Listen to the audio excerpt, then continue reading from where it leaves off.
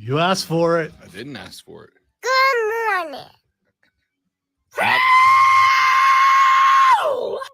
Ladies and gentlemen, boys and girls, children of all ages, welcome in the Rob Brown Show's on your radio. This is the Fan Upstate. Howdy, y'all. Happy Wednesday. How do you do, America? Great to be with you on the midweek edition of the radio program. Lots to get to over the next 4 hours of sports talk, entertainment, and greatness. I am Rob Brown.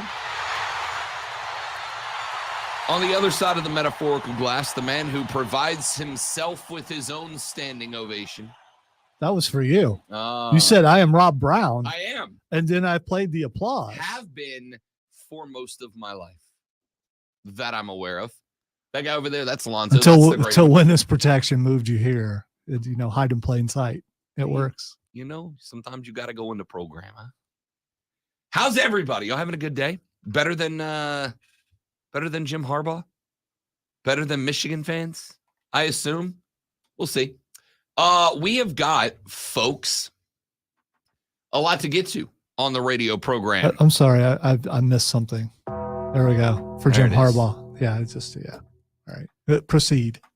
Well, I can't proceed with this story entirely yet because I forgot the shades over in the other room, in the Fortress of Nerditude. And I cannot do another episode of CSI Ann Arbor unless I've got the shades, unless I've got the Dion. Yeah, I can't play the next part because it's triggered by the sunglasses, so I can't. Exactly. I can't. Yeah. My wife really enjoyed that segment, which means you hit the demo. Way to go, because that is the demo for those shows. Demo guy. I'm just saying. We are gonna get into the most recent episode of CSI Ann Arbor because I have to tell. I had this conversation last night. Well, yesterday afternoon, I guess. I was talking with a couple of amigos of mine, and I was sincerely and genuinely curious as to the vibe of college football fans that are outside of the Big Ten. Like, do you care? Are you interested in this? And the answer I got was, yup, I sure am. And is it because wouldn't be. Harbaugh's a jerk and people want to see him fall? Is it because it's Michigan or because they're interested because you never know this could be happening to your team? Yes, I think all of it, right? There's another twist in the story now that, and this one I'm interested to get Zoe's reaction in, or reaction to, I should say. All right. Other than the stuff that I sent you yesterday, I'm out of the loop. So if something else broke, like after. Oh no, I do want to get your reaction to that. Okay. There is a cat. There is a cat in the game that yesterday said that we told you yesterday about there was a staffer at another Big Ten school that told the Associated Press that there were other Big Ten schools that were gathering and distributing the signals of the Michigan Wolverines, right? And then there was a guy yesterday that said, yeah, but the guy who did that is a guy who has deep connections to Jim Harbaugh. And this feeds into the conspiracy theorist that is Lonzo, that this is a work and it's just Harbaugh finding somebody willing to take a dime to kind of throw a red herring onto the trail. Oh, wow. But then I went and I looked at the guy who was providing this information, and Lonzo, in his bio, it says, "Go Buckeyes." So, using your logic here, I can't trust that guy either. Oh, it's twisted all over the place. I love it. It's a back and forth the way rivals do. So this is why I love this story. And again, we're gonna get deeper into this later on in the radio broadcast. All right, now, as per the earlier conversation in the office, I'm a little concerned. Yeah, no, I'm not. I have not had my daily mimosa yet. Those have alcohol in them? It is. Mimosas? Yeah. dude. That's champagne and OJ, baby. I don't. Okay, all right. I'm not gonna lie to you, Zoe. I am getting whatever is in the air right now is kicking my behind. Steven, right now. Steven, I just man, I hope you get better, dude.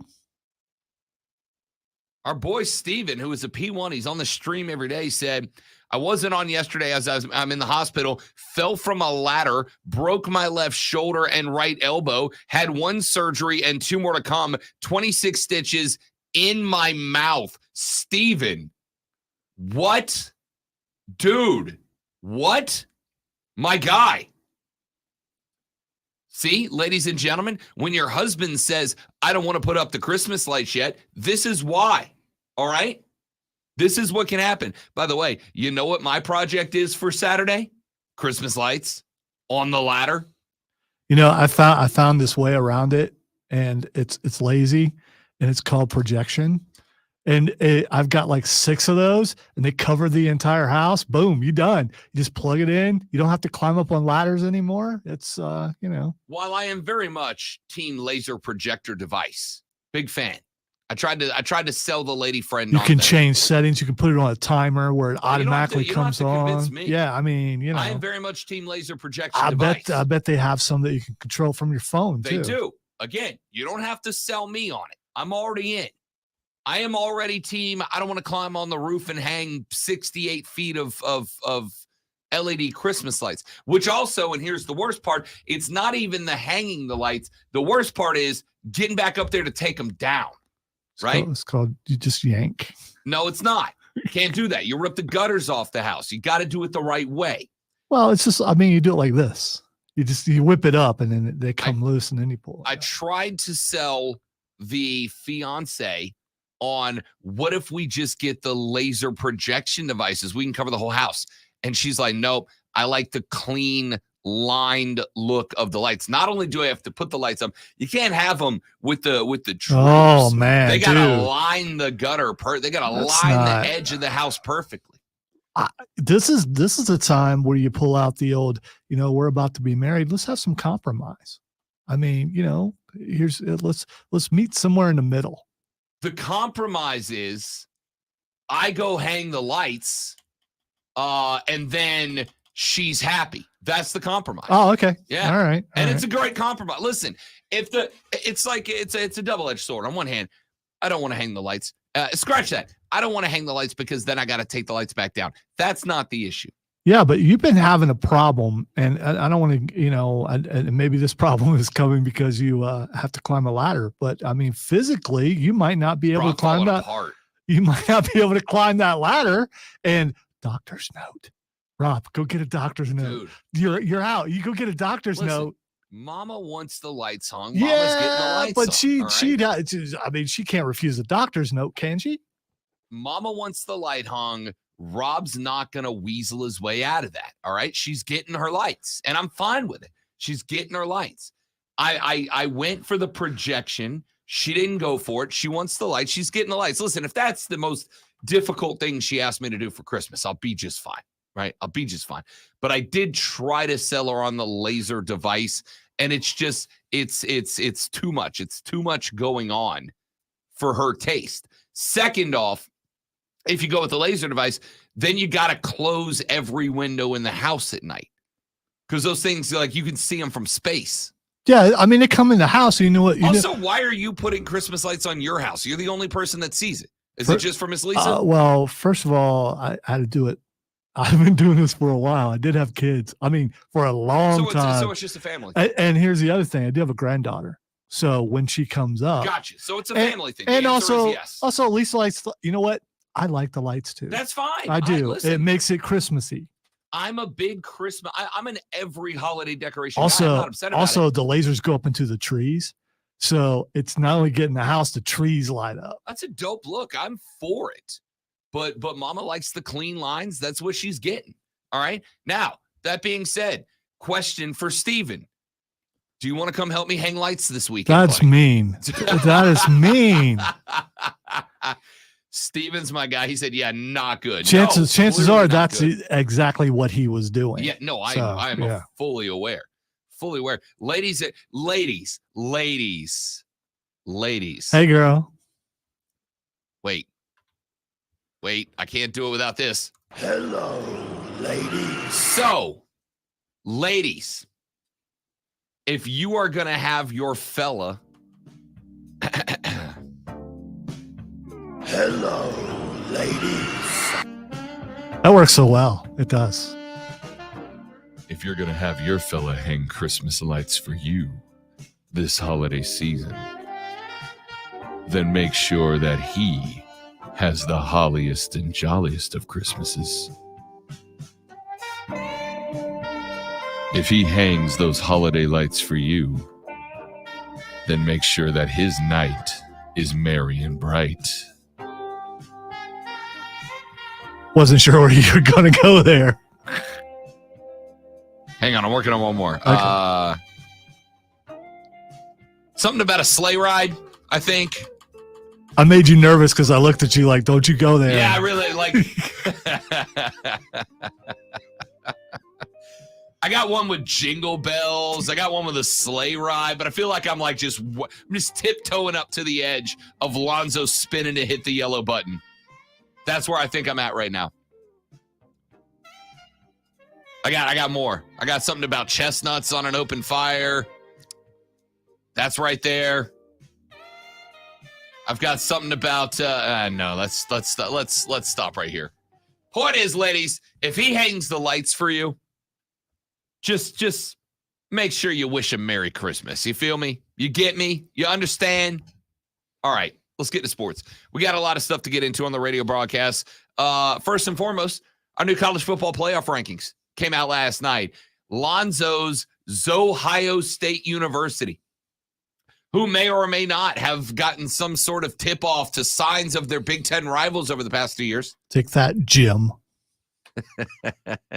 Are the number one team in the country, at least as far as the playoff ratings go. So who lines up? Which just happens to be the most important. It's, if you care about that playoff thing, yeah, they're number one. Which we will talk about coming up next. We'll also give you 2, 3, 4, and 5, but maybe the big discussion needs to be had about 6 through 11 because there's a log jam with the knowledge that there are at least going to be one spot that opens up as available to a one-loss team, ... or not. We're going to talk about that coming up in the next segment at 7 o'clock. Your water cooler cheat sheet. The 3 items you have to know before you start talking sports at work. Coming up at 7:20, overreaction or makes sense. Lonzo's going to give us some hot sports takes from around the internet. And I will tell you whether or not they are an overreaction or if they make perfect sense. So we got that coming up for you at 7:20. And then the last back 2 hours of the show, whatever you want. All right. John on the stream said, hello, ladies. If he hangs the lights for you, make sure you turn his lights on. Stop it, people. Do not stop it. Stop it. I want more inappropriate Christmas double entendres just for Lonzo. I gotta find some sexy Christmas music. Do gotta find some sexy Christmas music. I can do that. Challenge accepted. Apparently, the Queen of Christmas has been thawed out, so it's Christmas season. Oh, Mariah's back. She's not though. She's being sued again. She gets sued every year, and every year she gets sued every year because she's not the Queen of Christmas. And every year she doesn't lose the lawsuit. And every year, all she wants for Christmas is you. You don't have to like it. You do have to respect it. Mariah's back. All right. She's not really back. She doesn't really have a career anymore other than Christmas. Yeah, so, no, Mariah's doing terrible. No, dude. When's the last time she came out with a new album? I'm just saying. Shouldn't need to. She's got enough hits to carry her forever. We're not arguing because about Mariah Carey. Listen, I love Mariah Carey.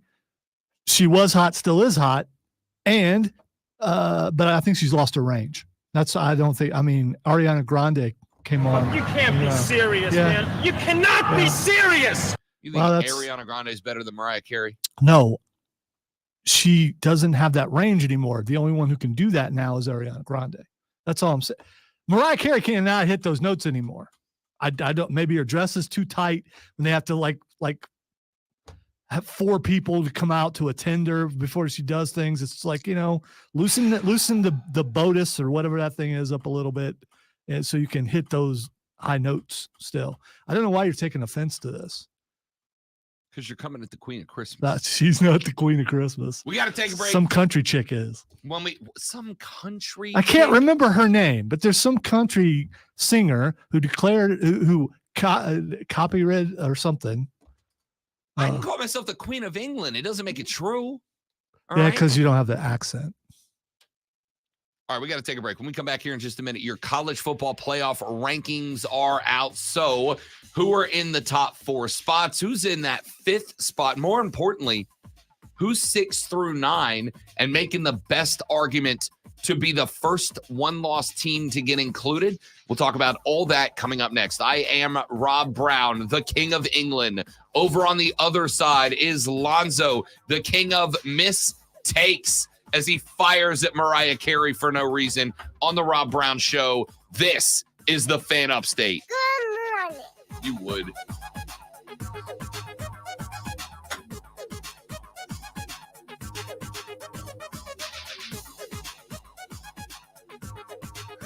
John, I haven't heard the first one. I heard it's pretty good. I know they just finished the second album and can't wait for that to come out.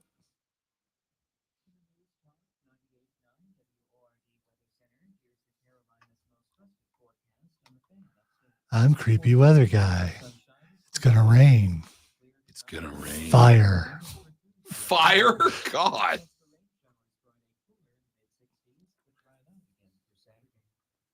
If you go outside, you're going to be a burnt husk. Attention taxpayers. If you or your business owe the IRS back taxes or have years of unfiled tax returns, the IRS has green-lighted billions of dollars in tax relief to those facing. Isn't it green lit? Is it really green lighted? I mean, I know I'm not exactly the most grammatically correct person here, but where's Chris at? I need to ask his opinion on that. Call the hotline at Tax Help USA to see if you qualify and receive your free tax assessment by dialing 800-210-1005. If you or your business owe back taxes to the IRS or state, you can now get help. Get your free tax assessment to see what you qualify for by dialing 800-210-1005. 800-210-1005. That's 800-210-1005. Tis the season. Season for what? Same tis. For the Upstate Holiday Light Show at its new location in District Park. Where's District Park? At the Same intersection of tis. 123 and 153 near Greenville Begin Speedway. They have millions of incredible Christmas lights and music, a giant Christmas tree, a 600-foot-long light tunnel, carnival rides, and even a petting zoo and pony corral. Upstate Holiday Light sounds great for the That is true, Zach, although that might have been a network commercial. I don't know. I'm taking my family to Upstate Holiday Light. I'm taking my family. The family loves it, and it puts everybody in the holiday spirit. There it is. First Found it. families and dogs. The Upstate Holiday Light Show at their new location, District Park, at the intersection of 123 and 153, opens Thanksgiving night. Enjoy the magic of the season, family, neighbors, and friends. For more information, visit upstatelights.com. Have you been wanting to find the secret to losing weight and getting healthy the natural way with no drugs or surgery? Hi, I'm Dr. Elliot Hirschhorn with New Life Weight Loss, and I know the secret. Our program makes it easy to lose Not weight sexy. Not sexy. naturally, safely, and effectively. It's like So I even put Adventure sexy. Christmas. I put sexy in the title. I mean, sexy French Paris horns. I don't.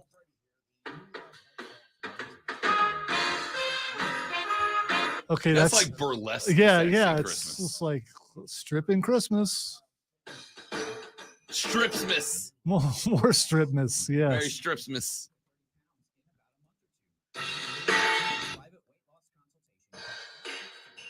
Come on. Where's my tempo at? Let's let's go slow. Let's see what that is. It needs to be slow. Maybe it's just the same song slowed down. Yeah, that's slow. 80s stripper Christmas.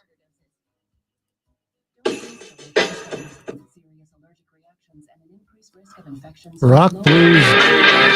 My Q speaker is loud. I'll blow it.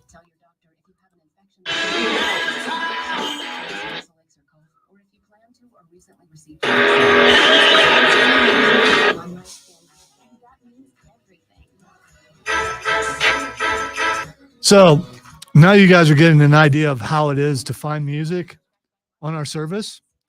It might take me an hour to find one song, no matter how specific I get. We're getting there. That's chill hop jazz lounge.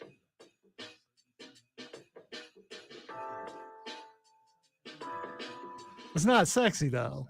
I mean, it's a banger.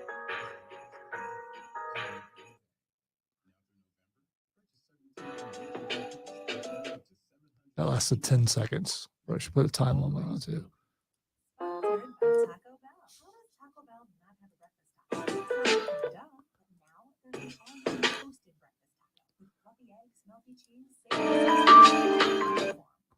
Come on.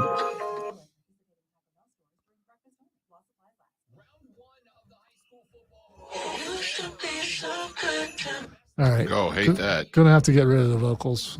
Hate that.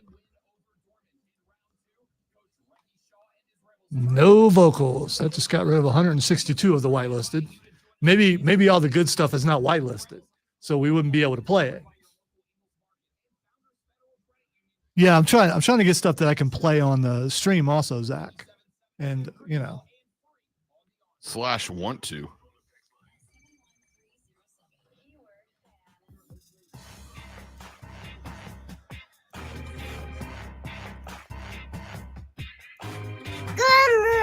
Stop it. A genre of music that we did not know we needed, but started looking for during the break. Sexy Christmas music. We have thus far found Merry Stripsmas music. And then we found like 80s metal Christmas, which, yes, please. Some of it had vocals. It was, yes. A little disturbing. But we are looking for sexy Christmas music. And because it makes me happy and so uncomfortable, I just want Christmas sexy double entendres at this point. Anyway. He means on the stream or on the text line. I disapprove. 71307. Start your text with FAN, F-A-N. Hit me with your Christmas double entendres to make Lonzo uncomfortable.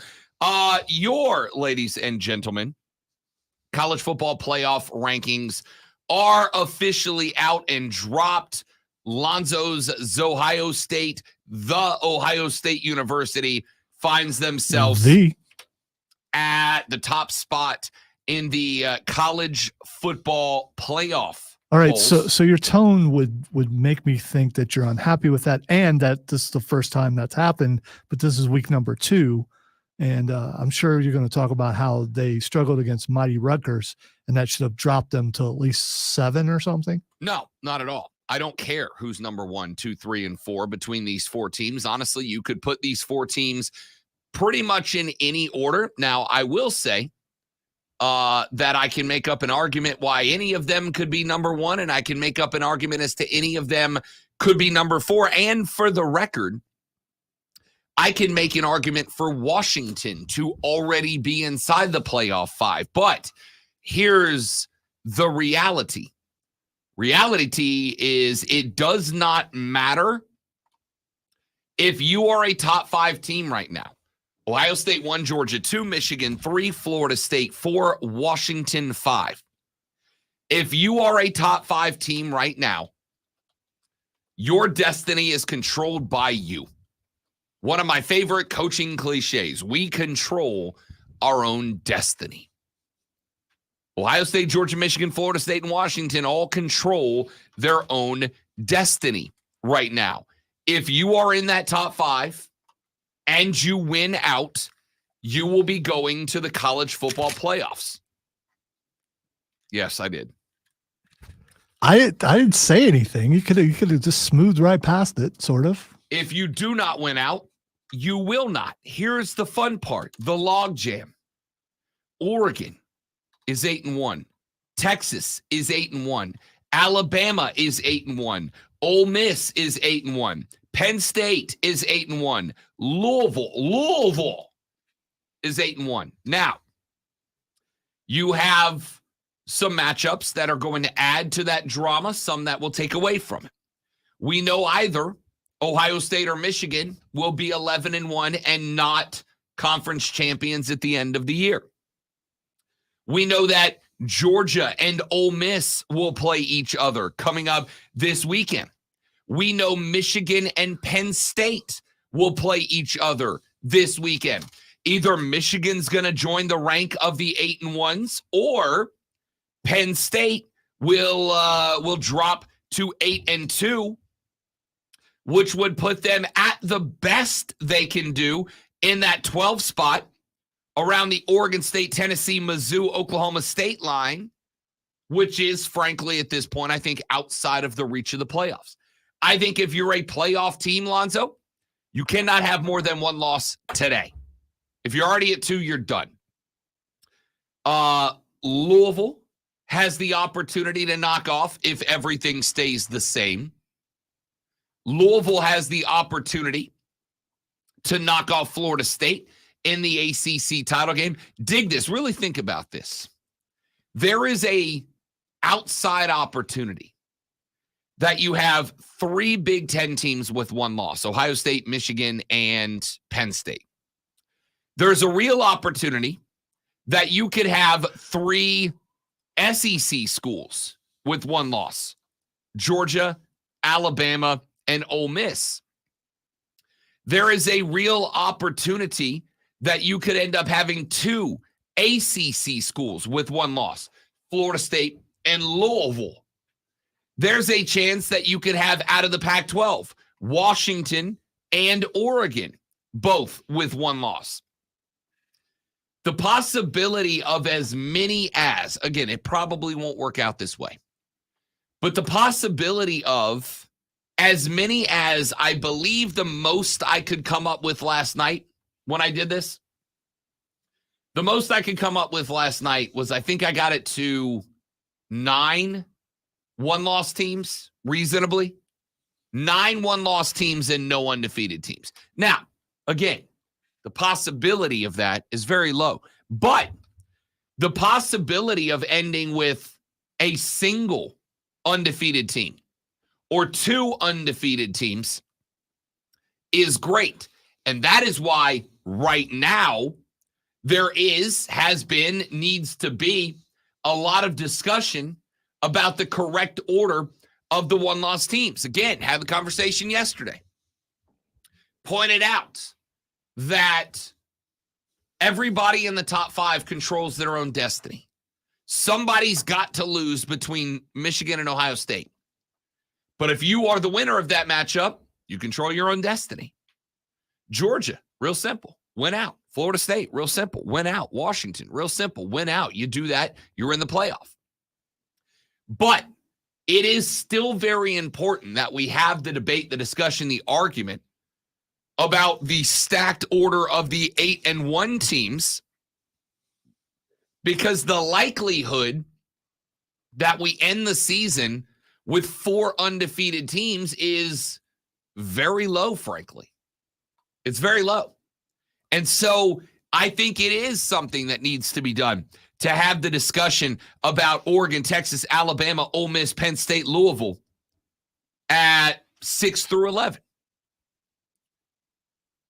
Right now today, I've told you guys already, I think Oregon's the most complete team in the country. They have 1 loss. It is to number 5 Washington. I think number 5 Washington is absolutely going to get another crack against Oregon. I think your Pac-12 championship at this point is all but set. It's Oregon It's Washington. Winner gets the crown. Question mark there is going to be if they are 1-1 against each other and Oregon takes the Pac-12 crown. Does Oregon get an automatic jump over Washington? Do we wait winning the Pac-12 more than we wait running the regular season table undefeated? Does that open up the door for the Pac-12 to be a two-bid conference? And if they are, what happens if 8-1 Alabama knocks off Georgia in the SEC title game? Well, a lot of that might depend on what happens with Florida State. Well, what if 8-1 Louisville knocks off FSU in the ACC title game in Charlotte? We could have a massive discussion about the line between 12-0 regular season undefeated and 11-1 regular season 11-1 regular season followed by a conference championship. How heavy is the weight of a conference championship versus being the regular season champions? If there is such a thing in your opinion. There is there is to me. Man, I got to get my life together. I didn't finish my monster before the show started. That's what this is. Let's say you going with that. Okay. All right. It's all I got to go on right now. What about Ole Miss sitting there at 8-1? Ole Miss has got Georgia. What if Ole Miss knocks off Georgia this weekend? And you got a logjam. Does Ole Miss get to jump Alabama by taking out undefeated Georgia, even if Alabama beat Ole Miss? They're right next to each other. Alabama just beat LSU this past weekend, knocked them down to number 19 with 3 losses on the year.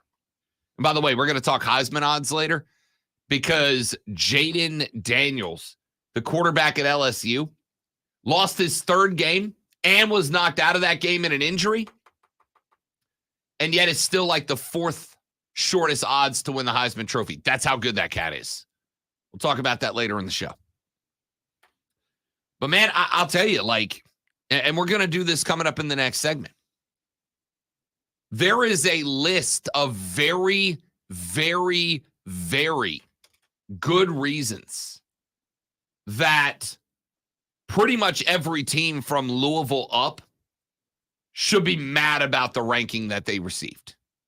Because the one thing that impacts your ranking at the end of the season more than anything else is the ranking you got today. How you get ranked today has as much of an influence down the line as anything else. But again, if you're Ole Miss checked in at number 9 and you beat Georgia this weekend, which I got to tell you, I'm not necessarily picking Ole Miss. They got a very good chance to do it. Very good chance to do it. Ole Miss has got speed and offense on the outside that a lot of teams don't. If there is a team left on the regular season schedule that can knock off Georgia, it is either Ole Miss this weekend or Tennessee because they are in Neyland Stadium in a couple of weeks. But what if we end up with 3 SEC teams with 1 loss? Does it auto go to the SEC champion? We have put the SEC champion in as a 1-loss team in the past over other 1-loss non-conference champions or over some other teams that had the exact same title. So do we do anything with that? I don't know, man. But I'm going to say, Lonzo, I think that the discussion amongst all the 1-loss teams might be more important. And again, there's still a lot of football to play, but it might be more important this year to have the discussion about getting the 1-loss teams ranked correctly, because there are going to be a lot of them at the end of the year.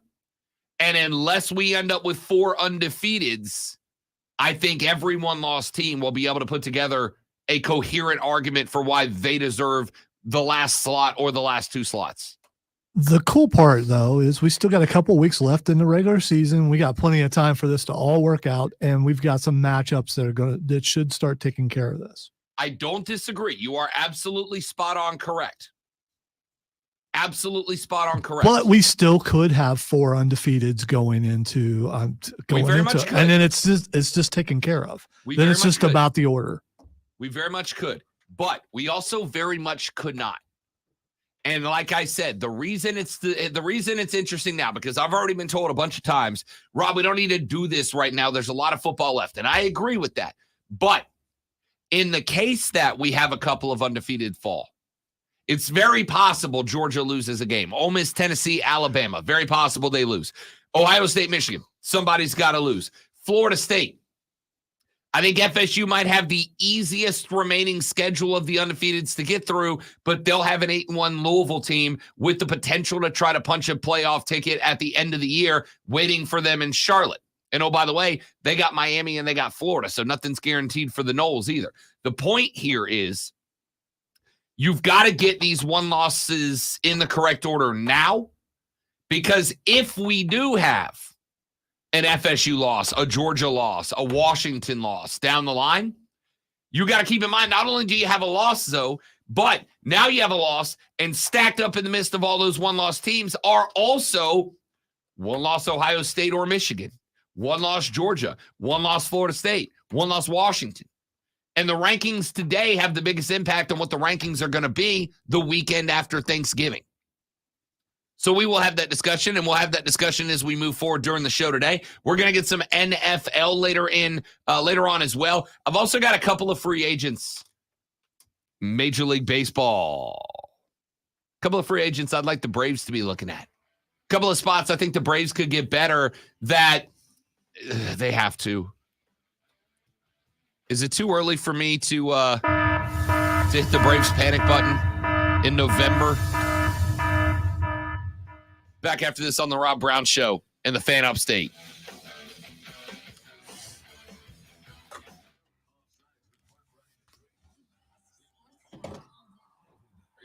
Oh, I need to, yeah. All right, guys, 30 seconds. I got to hit the restroom and pick up the shades in case we do some CSI Ann Arbor coming up. Don't go anywhere.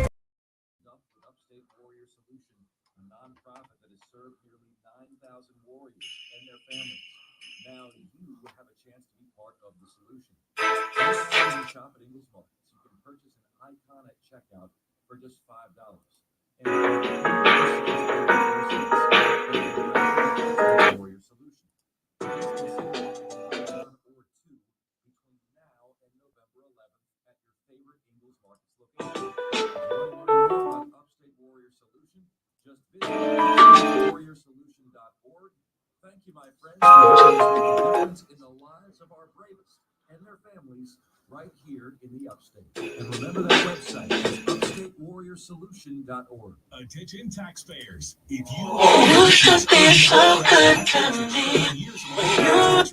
What part of no vocals do you not get? I said no vocals. That sounds like vocals.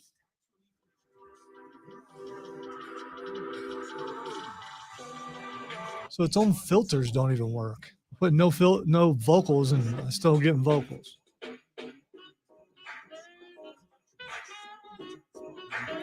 think we're getting closer.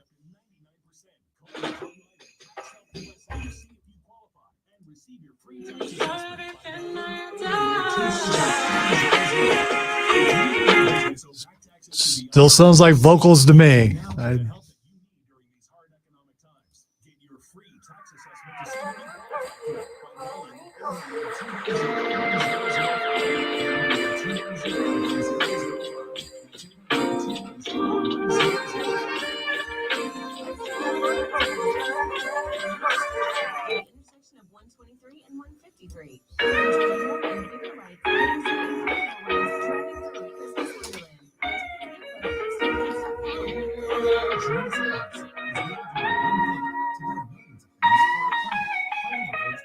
Trying to find sexy Christmas music. Keegan.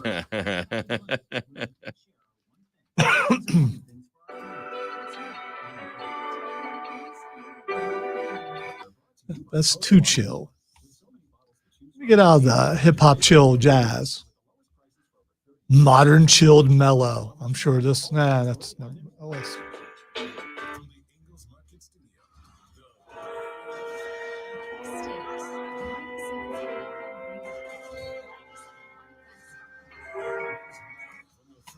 I don't find that cheeky. It said it's supposed to be cheeky. Cheeky.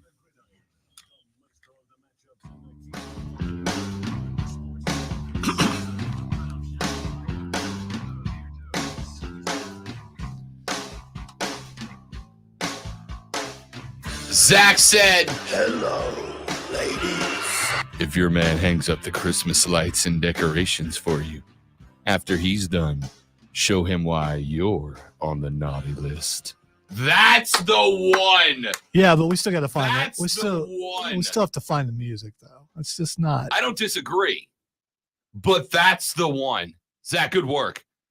Looking for your sexy Christmas double entendres today. No, we're not. We are on the text line, thecarpros.com text line, 71307. Start that text with FAN, FAM. We'll read them on the radio broadcast. And also, I guess, if you want to voice your thoughts on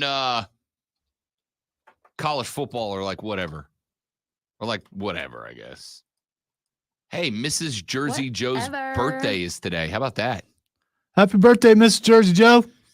All right, so let's take a look at these college football playoff rankings. We gave them to you in the last segment. Ohio State won, Georgia, Michigan, and Florida State round out the playoff four. Undefeated Washington sits at number 5. Your one losses stack up 6 through 11 as Oregon, Texas, Alabama, Ole Miss, Penn State, Louisville.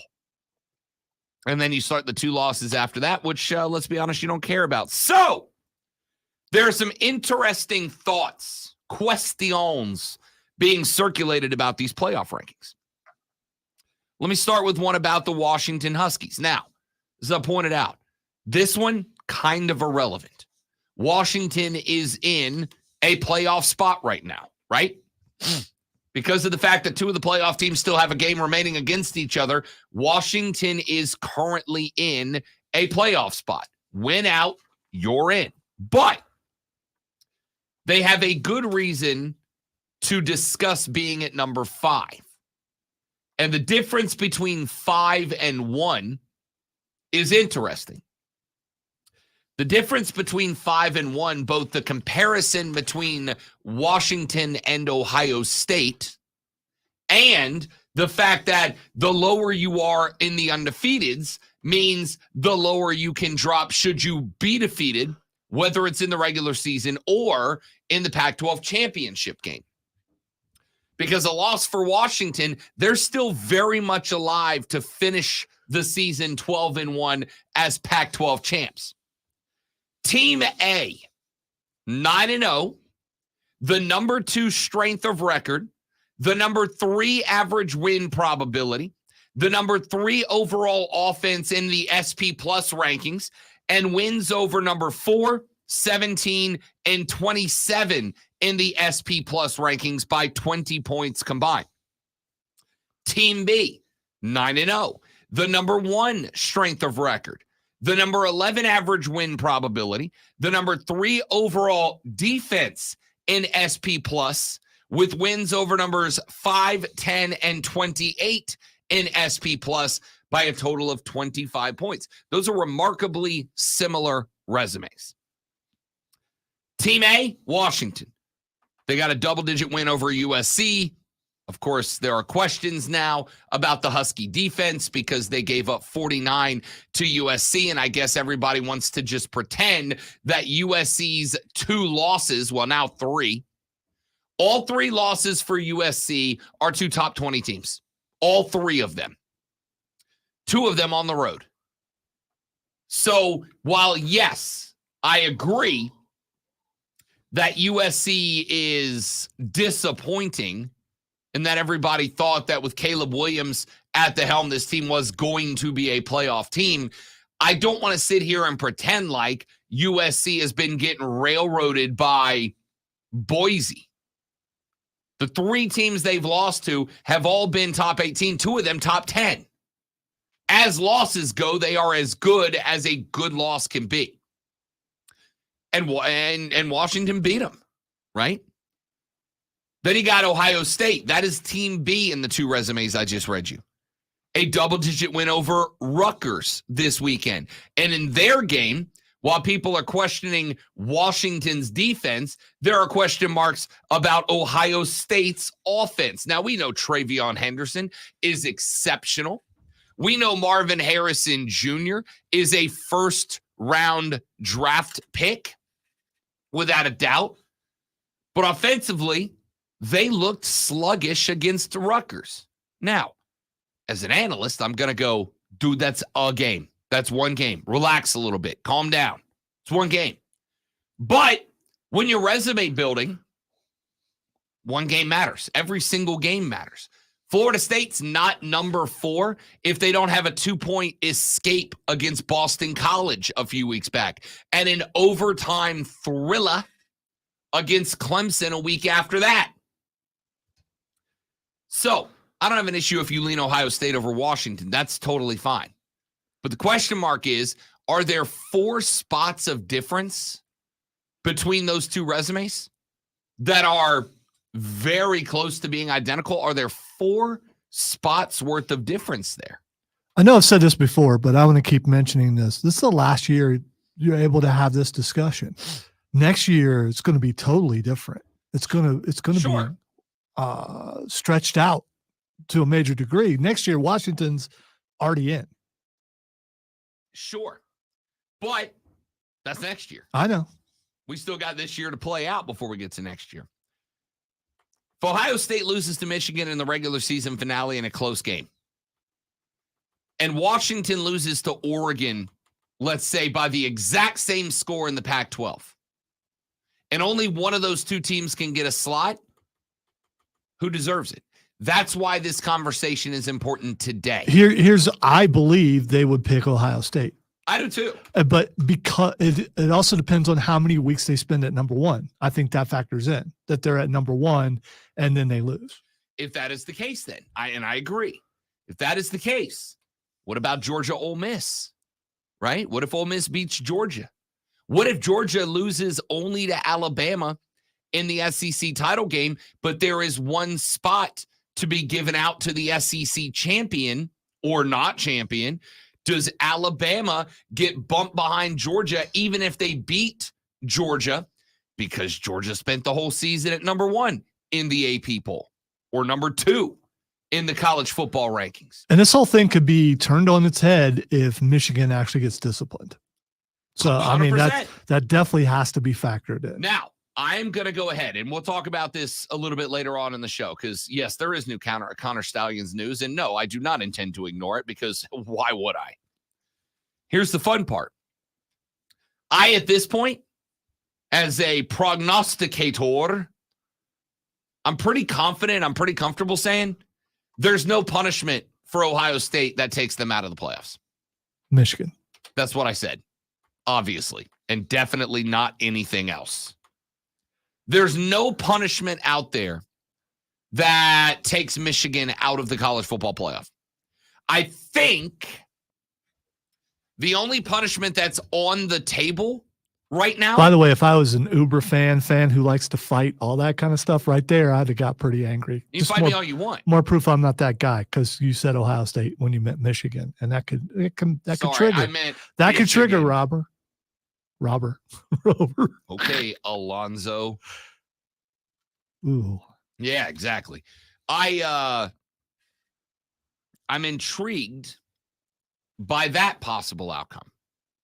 If Georgia beats Bama, if Ole Miss beats Georgia, does Georgia have to drop below Alabama, who beat Ole Miss? The other thing we got to talk about is the transitive property of football.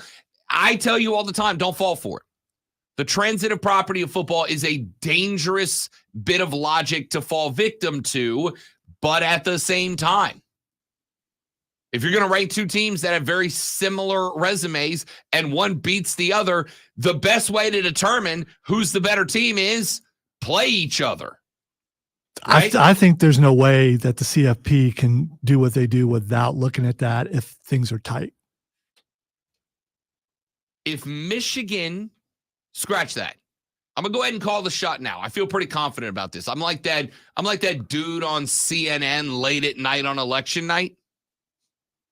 I can say with some level of confidence, with moderate confidence, with low confidence, with high confidence, there's no punishment that takes Michigan out of the college football playoffs for two reasons. Number one, the most recent revelations in the Connor Stallion story muddy the waters a little bit more, A. And B, I think the Big Ten, if they do anything, takes a shot at the coaching staff, but not in a way that prevents the Big Ten from getting possibly two teams into the college football playoff, right? So I think you might see Jim Harbaugh catch a 2-game suspension at the most, but I do not think you're going to see Jim Harbaugh catch a 2-game suspension that includes Ohio State. My question mark is... They need to, though. If you're going to do it, you need to do it for that because things might get really ugly on the field. Yes, if there's one thing that television people hate and moneymakers hate, it's drama. They're going to hate that. Yeah, but we know if things escalate to the degree that they could, you don't want that. I'm talking about violence on the field. I mean, in an ideal world, you don't want that. In a world of... It's a bad look for the product is what I'm saying. And if you can prevent a bad look for the product. Again, in an ideal world, you are correct. In a world where eyeballs on TVs make money, they want the drama. They want the conflict. I kind of want the handshake at the end to devolve into a cage match because that would be amazing. Suddenly there's a cage. Fighting out of the Scarlet Corner. I'd be intrigued. If Harbaugh's going to catch a suspension, don't be shocked if we, and again, I'm not prognosticating that this is what's going to happen. I just want to say Ryan Day would win that fight except for Ric Flair. I don't know, dude. Harbaugh's an NFL linebacker. Yeah, no, he was not. He's a big dude. I was saying he was a quarterback. Yeah, but he's got Ric Flair in his corner, so he's going to cheat. If Harbaugh is going to catch a suspension, I would be comfortable taking the bet that he makes the suspension this Friday, like this Friday they announce, or tomorrow they announce it, and they go, Jim Harbaugh suspended 2 games at Penn State and at Maryland. Why? Because it is a punishment. Not having Jim Harbaugh on the road at Penn State is one of only 2 games, maybe on the entire schedule, that is a true threat to Michigan. But it also, if it is a 2-game suspension, which is the Big Ten's default suspension, that means he makes his return against Ohio State. So if Harbaugh is going to catch a 2-gamer, he's going to catch it this week. He'll be out Penn State and Maryland, and he'll be back for Ohio State. If he doesn't catch a 2-gamer by the end of this week, he's not catching a 2-gamer. I'm confident. I'm comfortable saying that now. I don't know. It could be just as dangerous him not being at the Penn State game. I don't disagree. But if you're the Big Ten and you're going to sit Harbaugh for 2 weeks so that you can say you did something, Would you rather him sit against Ohio State with potentially the Big Ten title on the line, or would you rather sit on the road at a one-loss Penn State team? If I want to show I mean business, I make sure that I set him for the Ohio State game. But as far as viewers, you definitely want him there for all the tension. I get that. But if you want to say, hey, this is the kind of business we mean, he's not there for the Ohio State game. Again, the Big Ten is about to answer a very important question for us. What means more, principal with an L-E or principal with an A-L? Let's take a break. When we come back, we got your water. Money or principal? Like principal, like my, okay. It's the Rob Brown Show. It's the Fan Upstate. I meant money. It's not that hard to confuse me. Clemson head coach Dabo Swinney said all ACC running back Will Shipley is close to returning this weekend against Georgia Tech. Shipley entered concussion protocol after a major hit to the head during the NC State game and missed last week's Notre Dame contest. The Tennessee Titans officially have a new starting quarterback. Mike Vrabel announced rookie Will Levis will officially be QB1 moving forward. Levis is completing 60.3% of his passes and has thrown for 500 yards and 4 TDs with 1 pick and 2 starts so far. Tune in Friday at 7 p.m. as the Burns Rebels take on the Hillcrest Rams in the second round of the high school football playoffs. Rob Brown brings you all the play-by-play action right here on your home for Burns football, the Fan Upstate.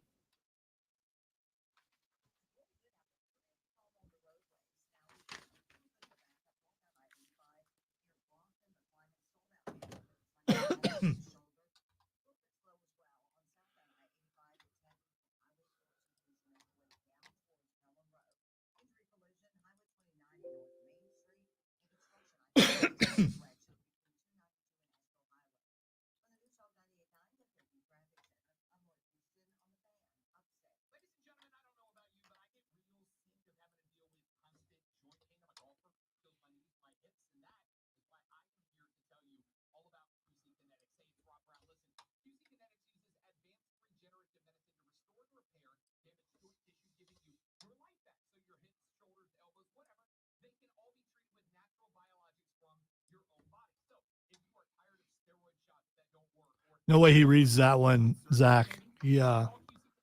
Rob doesn't like feet.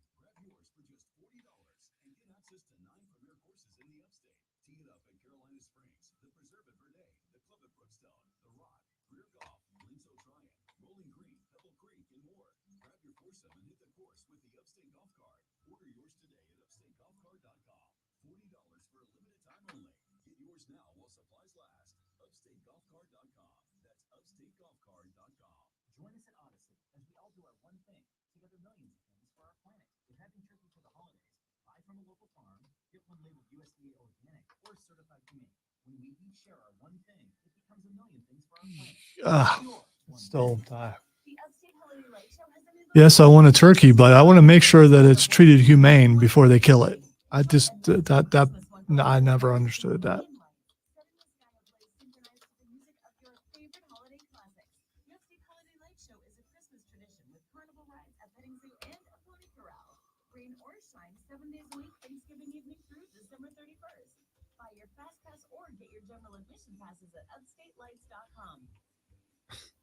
This market, you'll find Fisher Investments is different from other money managers. Different how? Aren't we all just looking for the hottest stocks? Nope. I'm just saying in my head now, Rex, Ryan nipping at your toes. I stand corrected. I didn't think he'd read it because of the foot thing. So, I mean, he has proven me wrong. Listen, I don't judge people for liking what they like. All right, your thing Yeah. ain't got to be my thing. Yeah, but it's feet, and we know how you feel about furries and feet people, man. Yeah.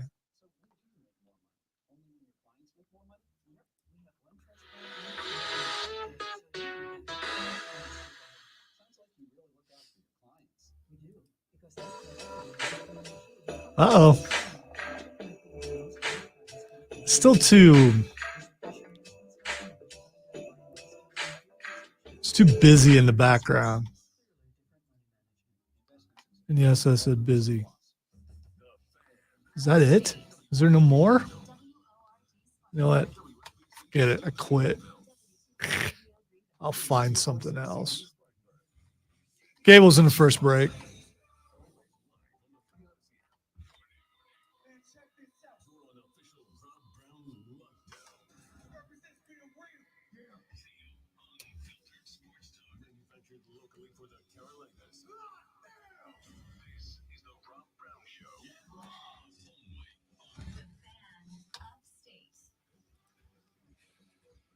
Good morning.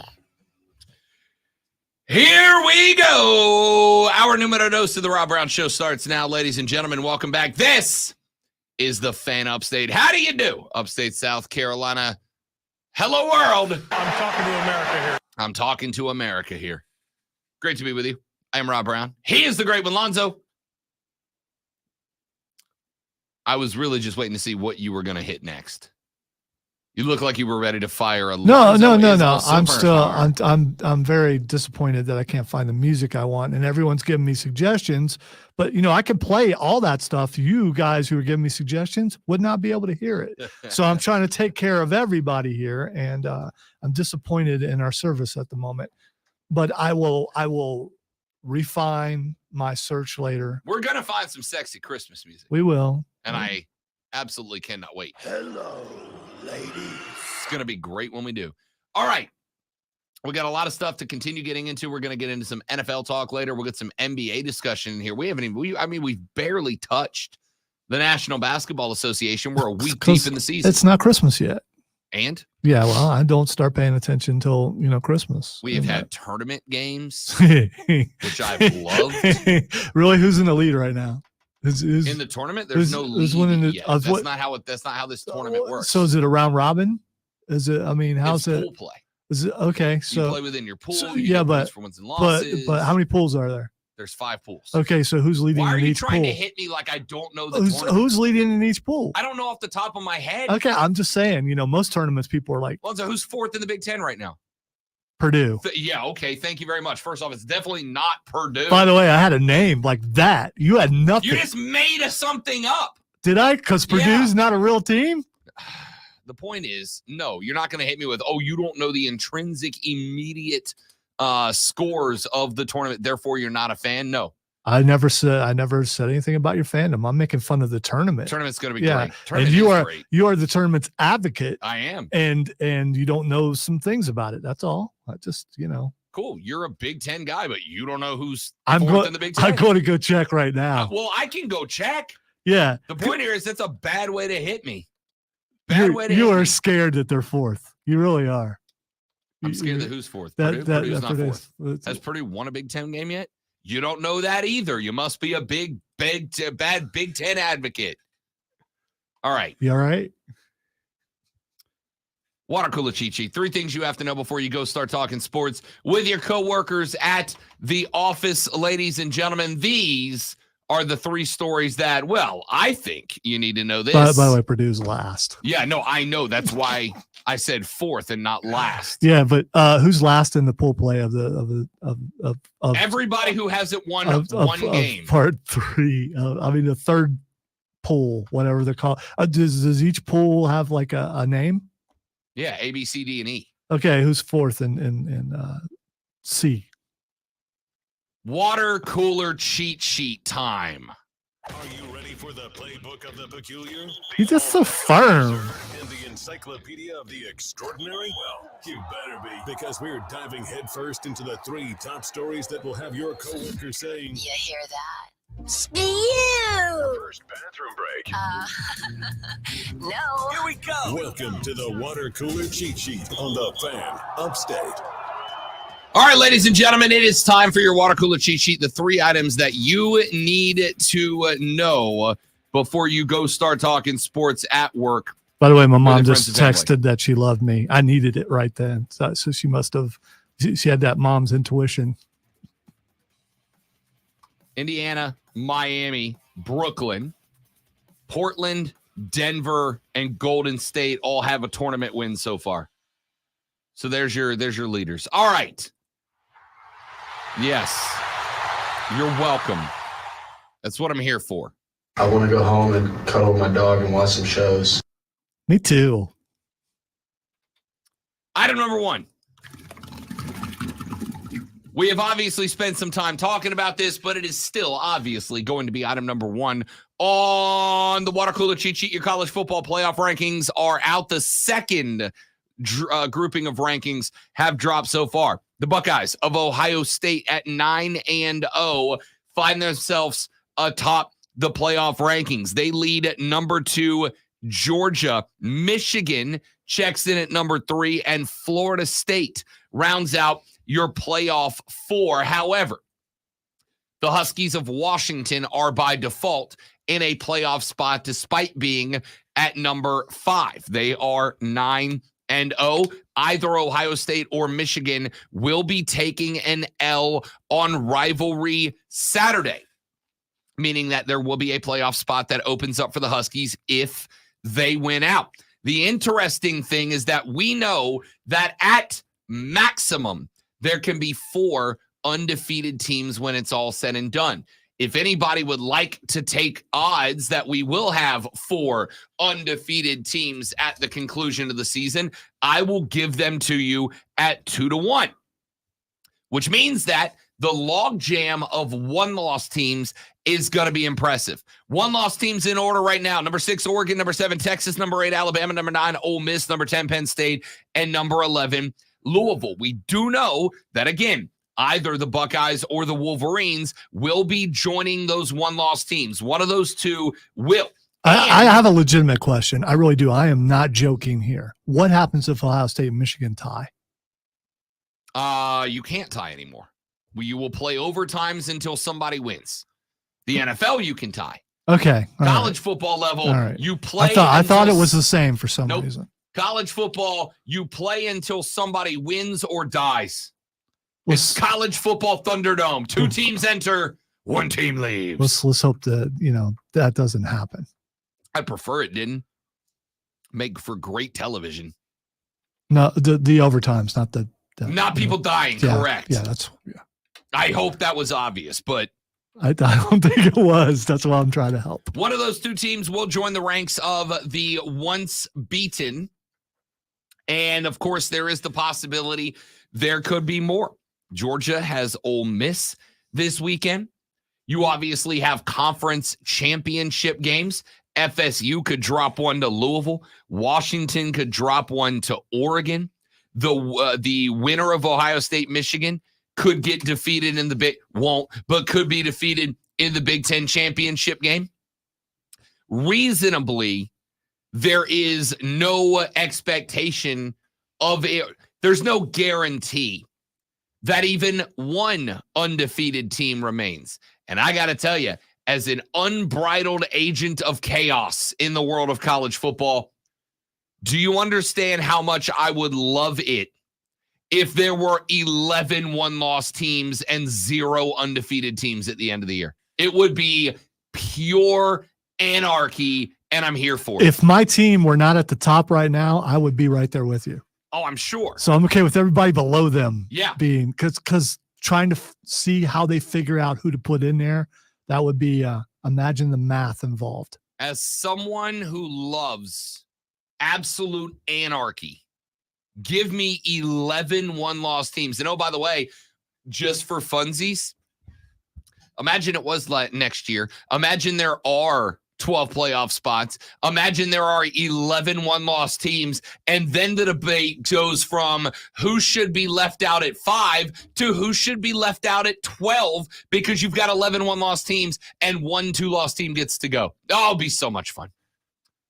But we'll see how it shakes out. We got a lot of football left between here and Thanksgiving. Hopefully we're here next year and we'll be able to see that thing. I mean, all we got to do is rack up another Best Sports Show in the State award, and they can't let us go. Striving. Right? That's what we're doing. Right? Yeah. Right? Yeah, that's what we're going to do. That makes me feel better. Item number 2.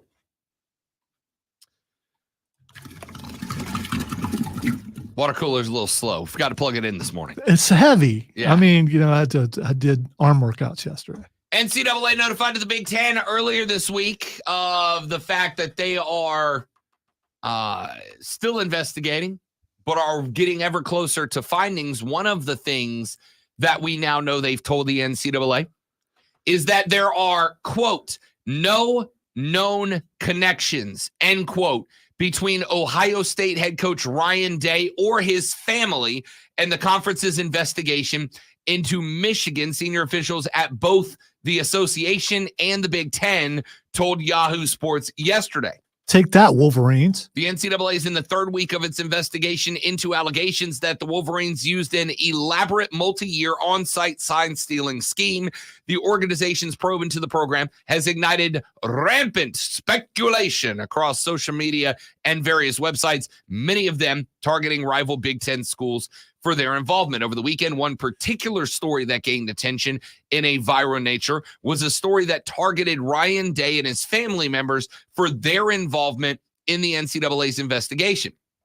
Day and family members have received threats as a result of the story. Those with knowledge of the issue told Yahoo Sports. Big Ten Commissioner Tony Petitti contacted the NCAA on Monday in an effort to seek answers over the claim. Senior officials at both the Big Ten and the NCAA confirmed. The NCAA confirmed that Day nor his family members had any involvement. That exchange is the latest chapter. Wait. I got to get the glasses. Hang on. That exchange is the latest chapter in an ongoing saga that has gripped the college football world. CSI Ann Arbor.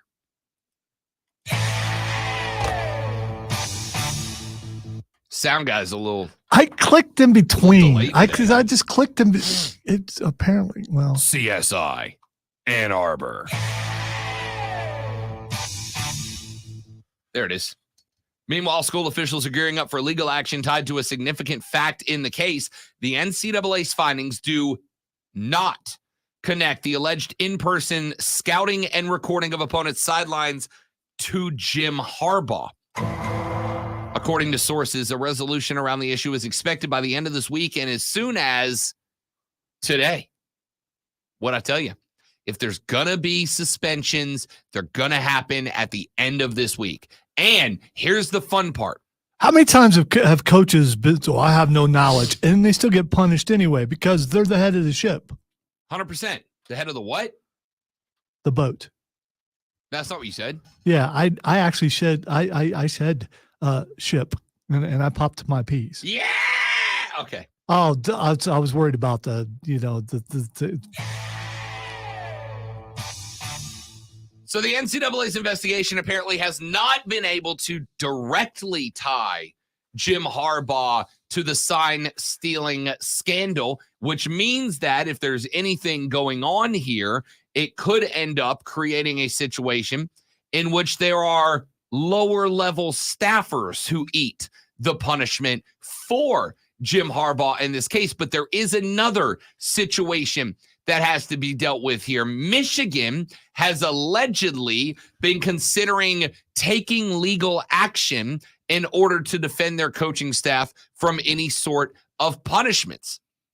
Y'all, I am not an attorney, nor did I stay in a Holiday Inn Express last night, but I do know that if somebody wants to go in front of a judge or go to arbitration or mediation or whatever, it's not something that you go, yes, we'd like to hear this out in a court, and the court goes, great, are you free tomorrow at 9?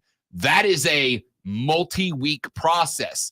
And my question is, if you're Michigan, and if the NCAA is going to punish lower level staffers and not Jim Harbaugh, my question is, do you take the risk and let that punishment go through with Penn State and Maryland coming up as your next two games?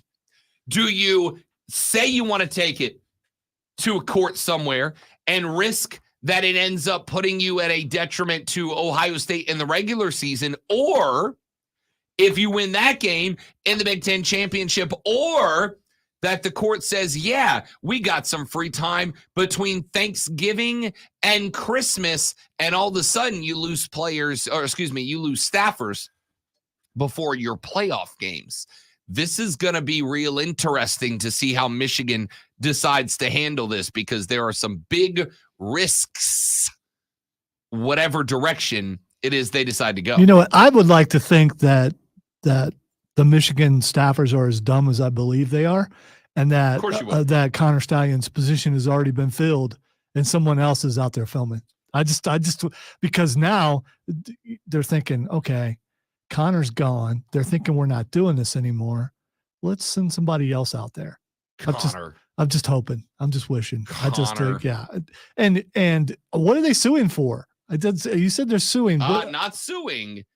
Legal defense. Okay. Basically, they want to say the Big Ten's punishment, which we don't know what it is, and the NCAA's punishment, which, again, we don't know what it is, are too stringent, and or the targets of said discipline are unjustified targets. So you do this as an appeal to keep pushing off the punishment until the season's over.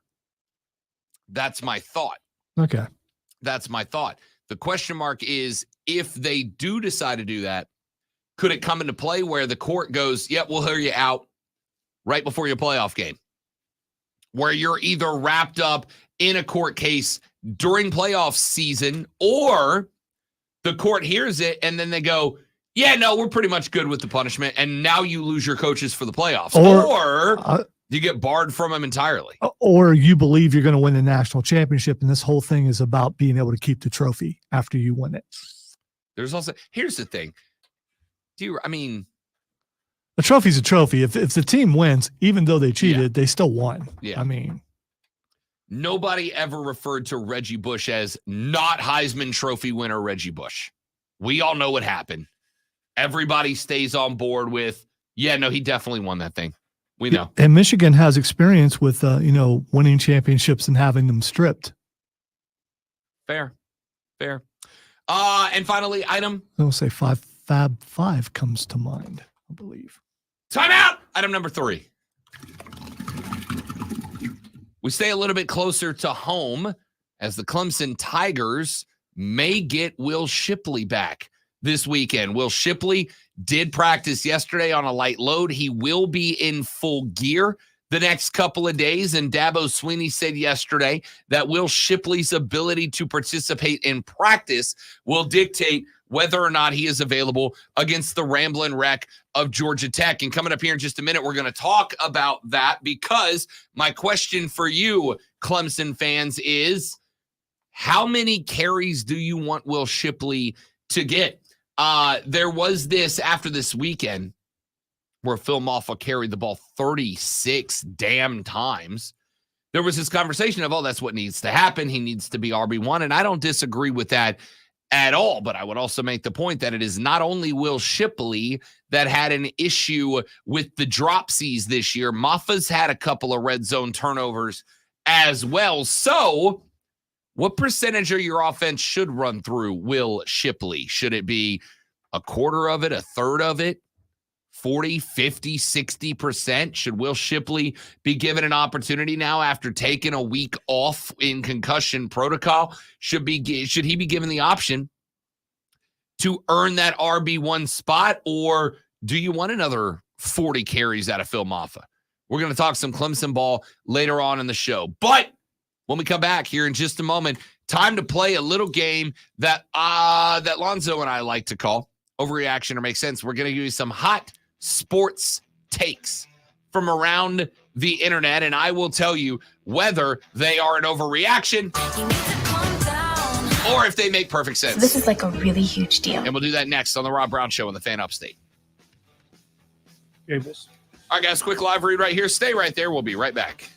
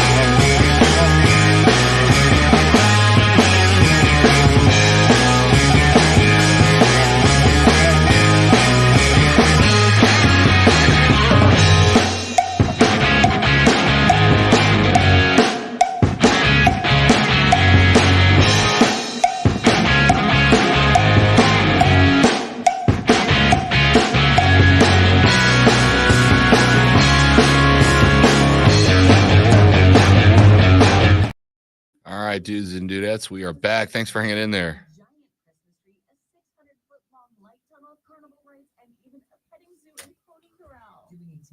I mean, Zach, that is a hot take after 8 games.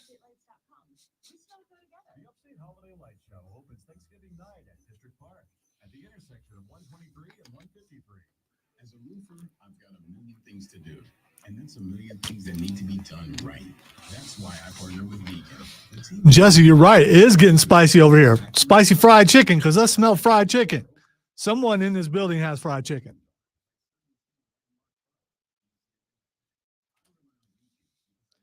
I'm guessing it's at B. The food's at B, because they get deliveries all the time. So.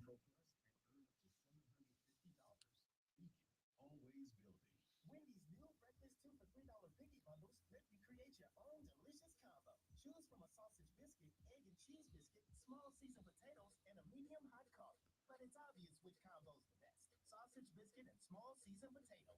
Well, maybe it's the fresh cracked egg and cheese biscuit with a medium hot coffee. Or 2 savory sausage biscuits. Whichever you pick, you can't go wrong. Have you ever eaten a meal and thought, man, this is so savory? That's a serious question. I'm curious. Rarely. Okay. Although, so that means at some point you thought this food is so savory. We went to the Italian restaurant across the street over here last night, Giovanni's. It's right next to Doc's Tavern. There's an Italian restaurant over there. Okay. I need to talk about this. Okay, because I didn't know that we pulled up to the restaurant. We thought it was closed. Doc's Tavern used to be Friar's Tavern. Correct. Yeah. Now it's Doc's, and it's a Doc holiday themed Western country music venue. Kind of dope. So we pulled up because we had planned on going there for date night. We pulled up. There are no lights on the front of the building. And when I say lights, I'm talking even like on the strip mall sidewalk ahead of it. The windows completely blacked out. The door window blacked out. It is dark to the point that I put the car in reverse. We were leaving. Courtney's like, go check the door. It says they're open. And I'm like, dude, if they are open, they don't want people to come in. I felt like I was in The Sopranos. It was incredible. Can I tell that? Now I'll come back to it. We got to do a game here. I'll come back to the story. A lady friend and I went out last night for dinner. We decided to have a date night. We decided to get Italian because I love Italian food. And I felt like I was in an episode of The Sopranos. It was incredible. I'll tell that story coming up in a little while. But before we get there, Lonzo and I, on Wednesdays, play a little game that we like to call Overreact or Make Sense. I think you're overreacting. Let's all calm down. This is a huge deal. I think you're overreacting a little bit. I am not overreacting. Remain calm, everyone. This is a big deal. That's no reaction. Everybody calm down. Look how calm I am. That was an overreaction. Look, let's all just calm down. This is not a big deal. All right, let's start with this. If Will Shipley plays against Georgia Tech, Clemson should give him 25% of the carries or less. I am going to say that makes no sense at all. Listen, Phil Moffa had a game last week, but here's the reality. He's tired. He is tired. 36 carries into the teeth of a defensive line is a lot. I understand Will Shipley has had some fumblerooski issues, okay? But that's not pretend like Phil Moffa hasn't. Yeah, who hasn't on Clemson's team? I mean, it's been their number one problem, right? It's been their It's like a virus. It's a fumble virus. It is. It is. Fumbleitis is a real thing. So I don't want to sit here and pretend like Phil Moffa is a dude that you can give the ball to that many times, that consistently, and expect him to be able to put this team on his back-to-back weeks. Here's what I'm banking on. If I'm Will Shipley, and this was supposed to be his year, right? This was supposed to be his breakout year. He's an all-ACC player. You not only have had to sit with the fact that it has not been your year so far, but now you have to sit with the fact that Phil Moffa just got the entire Clemson fan base to go, that's our RB1. Sorry, Will, backseat. So I would like to think that I'm sitting down with Will Shipley this week, and I'm going, here's the deal, boss. I want you to be a stud. We want you to be the guy. And this offense needs you to be a guy. But if you're going to be a guy, you've got to earn it on the field against Georgia Tech. Because if we put you out there and you do anything that, other than overperform, Phil Moffa will be carrying this team to the bowl game and through it. It is up to you, my dude. And then I'm giving him about a third of the carries. I'm giving him about a 33% carry rate. until he starts busting open, and then I'll pick that number up. But he's starting 1 out of every 3 carries. Maffa's getting the other 2. See, here's the thing. I think he's also coming off a concussion. You got to be careful with that. That's nothing to play around with. So if he gets less carries, even if you were going to give him less anyway, you've got a reason to give him a whole lot less carries because of the concussion. I don't disagree. You've got to be careful. But at the same time, if he has truly passed concussion protocol, playing, how many times have you ever heard a coach say, if you play trying to protect yourself, it'll get you in more trouble than if you just go play. I wasn't talking about him. I was talking about the coaches trying to protect him by doing that. I agree. All right, I'm going to throw you for one here because it's not on the list. The Rutgers Fumble-Rooski play will be the greatest play in college football this season. I like the play. I love the Fumble-Rooski. It was amazing that in this day that was Andy Reid-esque. It was. I love the Fumble-Rooski. I love when college football teams do absolutely ridiculous in the quest for a win. I'm a huge fan.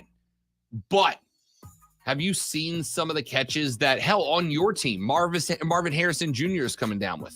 Have you seen some of the catches Keon Coleman is coming down with? Have you seen some of the runs that about 12 different running backs has come up with? At the end of the day, trick plays are fun. Gadget plays are fun. The old razzle-dazzle is fun. But give me stupid, talented athletes doing stupid, talented, athletic things as the way to go. Well, I disagree. I thought I know it was against my team, but I had never seen that happen before. I've heard about the famous Fumble-Rooski and also Little Giants. I saw it in Little Giants, but this was like different. He hiked through the quarterback's legs into it was really good. You should check it out if you haven't seen it. All right. The NFC South race is over. Guess who wrote this? The NFC South race is over. The Saints will be the top team in the dumpster fire. So this is like a really huge deal. Todd Bowles has gone full Todd Bowles. The Tampa Bay Buccaneers for the first 5 weeks of the season were the best team in the NFC. Hey, they were in that game. They absolutely were in that game. Yeah. But they've been in a couple games and they can't finish anymore. Why? Because Todd Bowles late in the game just doesn't get it. Arthur Smith and the Falcons completely lost me this weekend. They had Lonzo. They had a 1st and goal at like the 4-yard line. They opened the drive with a false start, backed him back out. Then they went not even a pass into the end zone to Jonnu Smith. They went end around off the edge of Jonnu Smith. Then they went with a running back off guard to not Bijan Robinson, who has notoriously been scoring red zone touchdowns before they kicked the field goal. Tell me why it is you have a young first-year rookie, highly drafted running back in Bijan Robinson, and when you get into the red zone with the game on the line, you're not going to that guy. And then, oh, by the way, you lost to a quarterback in Josh Dobbs who didn't even know his offensive lineman's name. That is not real. Josh Dobbs picked up a TMFINR award for beating the Atlanta Falcons, and then, of course, Carolina's 1-7. So at this point, pending any sort of catastrophe, I think the division goes to the Saints, which sucks for me because it means they're going to give Dennis Allen an extension, and I don't want that at all. At all. I still think Tampa Bay comes back and wins the South. We'll see. There's a team I know will not win the South, and I think we know where that is. All right. Speaking of that, the next one, is this an overreaction or does this make sense? And this hurts me to say, nothing is going to happen to stinking Jim Harbaugh and that stinking team up north. I am going to say. So this is like a really huge deal. At least in as far as this season goes. Okay? Now, the one thing that could happen is a 2-game Big Ten suspension. a 2-game Big Ten suspension under the guise of their sportsmanship thing, protocol, whatever the hell they call it, guidelines. That's the only thing that could happen. The NCAA can't do anything to Jim Harbaugh this year because at the end of the day, all Michigan's got to do is go, we appeal. And then they have 90 days, right? The Big Ten could step in, but as we've talked about a number of times, if the Big Ten wants to step in, they've got 2 options on the table. They can either do it now, and Harbaugh's not available for the Penn State game this weekend or the Maryland game next weekend, or they can do it next week, and he wouldn't be available for Maryland, Ohio State, or they can do it after the week after that, in which case he wouldn't be available for Ohio State and either the Big Ten championship game or a playoff game, potentially, if Michigan was to still get into the playoffs, despite being a 1-loss non-conference champion, which happened for the Buckeyes last year. No reason it couldn't happen to Michigan this year. The Big Ten has 2 things going on. Number one, if the NCAA truly indeed did inform them yesterday that they found no direct connection between Connor Stallions and Jim Harbaugh, then what are they going to do? What are they going to do? Because on one hand, what they can't do is create a situation where they bring the hammer down on a Michigan staffer, and then all these other stories that come out that, Purdue had signals and other Big Ten schools had the signals in Michigan, whatever. They end up discovering that other schools were doing the same thing. And now what are you going to do? You're not bringing a hammer down. You're bringing the whole sack of hammers down. You're dropping hammers on everybody. You're making Big Ten football effectively irrelevant for a year or 2. You get a hammer. It's like whack-a-mole. Yeah. Okay. So they got to be real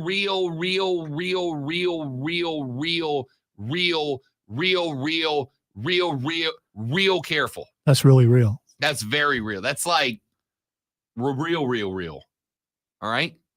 So, no, I don't think they can do anything to him this year because the NCAA's got the 90-day window and the Big Ten has got to make sure that as much as they want to get it right, they're watching their own backs too. That's overreaction or makes sense. Which of those did you like, did you not like?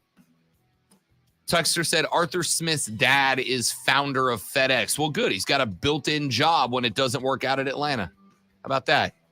Go back to driving trucks. I'm Rob. He's Lonzo. We got 1 segment left. Hey, shout out to the Armada. Oh, listen. We're big Armada guys over here. When we come back here in just a minute, Clemson, Georgia Tech. What's that look like with Will Shipley back in the field? We'll talk about it next on the Rob Brown Show and the Fan Upstate. All right, so I don't understand how he could not have connection to a guy that was on his own sidelines.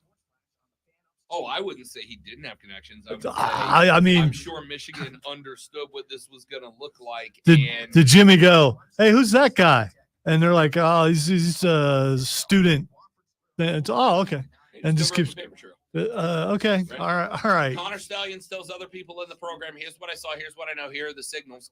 And then they talk about it. Those guys memorize it. They go tell Harbaugh, but they never write it down. Can't prove anything happened there. It's just stupid. I mean, yeah, I get it, Zach. I do, but still, it's.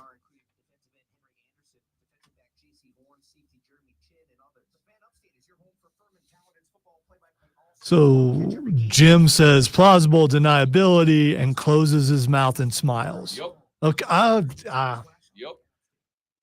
Not a good look. It's stupid. Yeah, but again, you can't hammer a guy because it's a good look or not. You got to hammer him because he did it.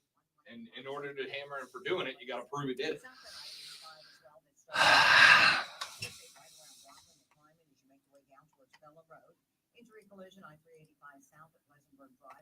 I need to start watching more CSI shows and stuff like everybody else, and maybe I would, understand, but I just don't. It's just dumb.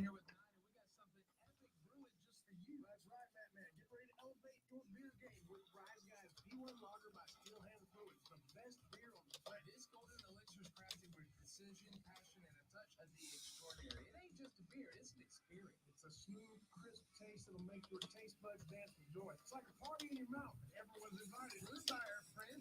I believe that sometimes when I type things onto a website and it disappears, that there's someone in corporate like erasing my stuff because, tinfoil. Saying that's not a good enough chapter. We're erasing it. Do it again.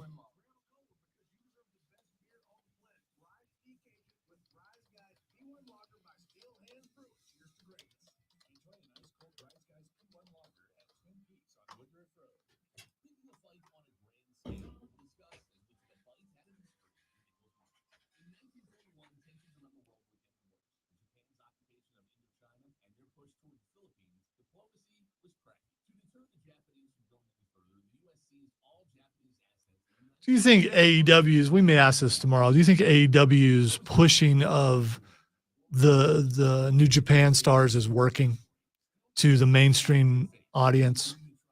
Do I think it's working? Because they'll bring someone in, they make a big deal out of it, and it's like, okay. Agreement because yeah. look at what Takeshita is now versus when he showed up. Right? Yeah, but you know what? That's been a build towards something, and you've seen what it's not just instantly they come in. Oh, everyone should know who this is. But that's how everything works. It's you have to not just introduce it. You've got to keep pushing it.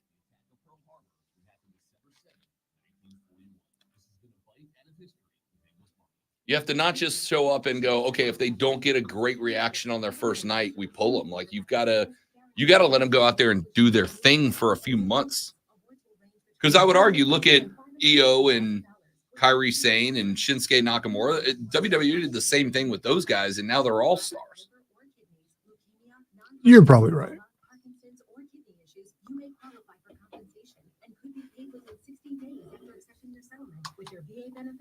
Scarhead just showed up on my X feed. They could have done a better. Maybe it's just makeup. We'll find out eventually that Don Callis doesn't actually have a scar. It's just been makeup all along. It'd be great. He just wipes it off. Yeah.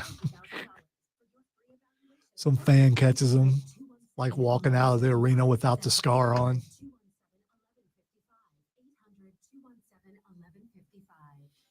The Upstate Holiday Light Show has a new location, the District Park at the intersection of 123 and 153. Enjoy a nighttime Christmas wonderland with 32 million lights, setting the sky ablaze synchronized to the music of your favorite holiday classics. The Upstate Holiday Light Show is a Christmas tradition with carnival rides, a petting zoo, and a pony corral.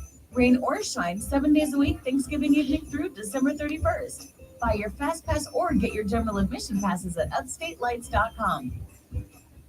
What I was told was bone on bone. I was going to have knee replacement, and I do not like surgery. Desperate to avoid surgery, Julie decided to check out QC Kinetics non-surgical regenerative treatments. My daughter actually works in a Chapel Hill, North Carolina lab, and I sent her all of the information that I was given. And she's like, oh, Mom, this is for you. I've heard great things about this. She's like, you need to try it before ever doing surgery. I just saying you something. If you're Adam Cole, are you okay with this? I mean, I just now sent it, so it might take a second. That's adorable. Yeah, is it? That's not if you're Adam. I'm not. I mean, so. It's Tony Schiavone. Yeah, but you see Courtney doing that with somebody. If it's Tony Schiavone, I think it depends on. So you saying Tony ain't got no play? No. Yes. In the world of Britt Baker, I don't know that. I don't know that. It depends on the person. I think it 100% depends on the dude. There are some dudes I thought at first that was his daughter, and I thought we find out later that's but there's other. I mean, I think there are. Look at the look on his face. There are people I would care about, and there are people I'd be like, whatever. But I would also say, my wife does that. Yeah, but he's a lot older than us. So? I mean, if Britt Baker was into older dudes, she wouldn't be with Adam Cole, baby. This is a front.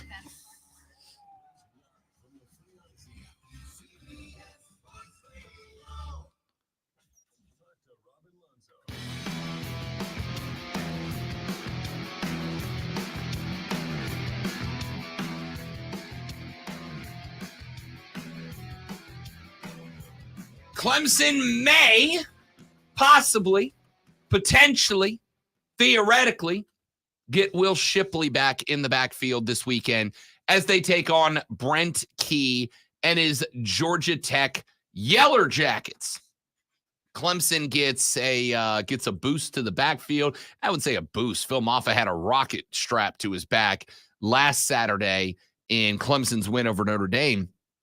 But as Lonzo and I have both agreed on here, and boy howdy have we disagreed on a lot this week, we both agree that Phil Maffa cannot carry the ball 36 times in back-to-back games. You will wear the legs off that guy, and based on what we saw last weekend, wearing the legs off of Phil Maffa is going to be a real good way for you to lose more games, right?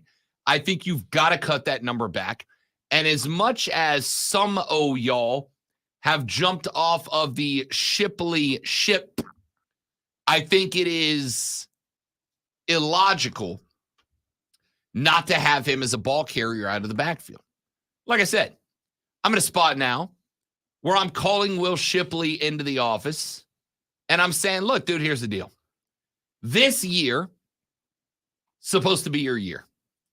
This year, supposed to be the year that you were going to be a breakout superstar. There were some people, I'd tell Will, there's a radio host up in Greenville that said before this year started, there was a chance you were going to be in New York at the Heisman Trophy celebration. And obviously, this year hasn't really gone the way that any of us planned for any of us. We are at a spot where we've got to win one game between Georgia Tech, North Carolina, and South Carolina. And if we were where we wanted to be, obviously, that would be a 3-0 run. And now we got to make sure we get at least one of them just to go bowling, just so we can play in the Meineke Car Care Bowl, right? We got to figure this out. Now, in order for us to get there, we need you to be him. We need you to be that guy that we anticipated you being. I have seen online, which is a terrible place to be ever. I have seen online a number of Clemson fans who have been calling Will Shipley selfish, self-centered, not dialed in, yada, yada, yada. I think these are bad takes. Wait, right? they come at their own? Yeah, hard. Wow. Real hard. I don't agree with any of those takes. I think Will Shipley's game requires a passing offense that is adequate. And I think we got to be honest with each other, Clemson fans. Your passing offense has not been adequate. It's just not. Go back to last week. Why did Phil Maffa carry the ball 36 times? Is it because he was on a heater? No. It's because, unfortunately, his fault, Dabo's fault, whoever's fault. Cade Klubnik's game is not taken off. Cade Klubnik's game has not reached the level that we expected it to reach. And again, there's a whole different conversation that goes on about that. And unfortunately for Dabo, there are the eyeballs turned towards DJ Uiagalelei up at Oregon State that kind of are pretty good evidence or are seeing pretty good evidence that maybe it's a lack of development, not a lack of talent, right? I think that's fair. I think it's fair to look and say, wait a minute, this cat couldn't get it done at Clemson. A team that is supposed to have, scratch that, objectively has more talent on the roster than Oregon State. But he goes up there and he's having a real good season. He was down here. He had such a bad season that fans effectively ran him off campus. And if that is the case, who's to say it's not true about Cade Klubnik? But that's a future story. The focus right now has got to be dialed in on Clemson v. Georgia Tech this Saturday. And unless there is some sort of revelation, evolution, elevation of Cade Klubnik in a 1 week span, I do not think you are in a spot where you can definitively say we won't need Phil Maffa and Will Shipley to run the ball 45 times this weekend combined, because we can open up the offense a little bit. You've got to be, Clemson's a run-first team now. It's wild that a school that has produced Nukes and Trevs and Deshaun's has, I'm going to say it, devolved into a run primary team, but that's what you are now. We have had the discussion time and time again about finding an offensive identity. Every team has got to find its offensive identity. Clemson's found theirs. They're a running football team. I need Cade to throw the ball, Alonzo, 16 times max in this game. Dude, I don't know. Max. After last week, every time he had a chance, it looked like he was really trying to throw the ball to the other team. You think his confidence is shot? Yes, I do. I mean, and wouldn't yours be to a degree when you have fumbleitis and you're throwing interceptions and then suddenly you're basically taken out of the game plan? It kind of feels that way, right? You're struggling with the turnovers. You're fumbling the ball. You're throwing picks. And now your coaches have diminished your pass count significantly. I think the confidence is shot. And I understand the confidence being shot, to be honest with you. But because of those two facts both being either truths or perceived truths, I think you're kind of at the point now where you have to be a run-first team with Maffa and Shipley, but I also think you have to look at it through the lens of, if we run the tread off the tire of Phil Maffa, how much trouble does that get us into? Now, I also have to ask, as I pointed out in the past, you're going to the Meineke Car Care Bowl. You're going to the Bahamas Bowl. You're going to the Freedom Bowl. Got to win one more first. If you win one more. Yeah. With the assumption you win one more, which, by the way, not a guarantee. If they lose to Georgia Tech this weekend, I got a feeling they lose to North Carolina, and then it really does come down to South Carolina, right? And what's worse, Alonzo? What's worse? Getting to that final game. If there's going to be a game where the Gamecocks are healthy, it's going to be the final game. They could theoretically get juice back for that game. So what's worse? So go into a game in Columbia with bowl eligibility on the line for both teams, or going to a game in Columbia where their season is over and the only thing they have left to play for is to keep your asses out of a bowl game. Which one of those is worse for Clemson? A South Carolina playing for bowl eligibility, or a South Carolina playing to keep you from it? I can't decide. I know. I can't. I know. Just flip a coin. And if you lose to Georgia Tech, you will lose to North Carolina. And if you lose to Georgia Tech and North Carolina and you're playing for bowl eligibility, Carolina's playing to keep you from it. And if they can't go bowling, nobody can. That's where you get into a dangerous territory. But as far as this week goes, because I think this week is the key game for Clemson. This is the most important game Clemson has remaining. I know the Palmetto Bowl means something. I know it's a rivalry game, that Thanksgiving weekend game. I get it. But as far as going bowling, this is the only one that you go, you're a clear-cut favorite. You are a definitive favorite in this game. And you will be, like 5.5 points maybe over Georgia Tech.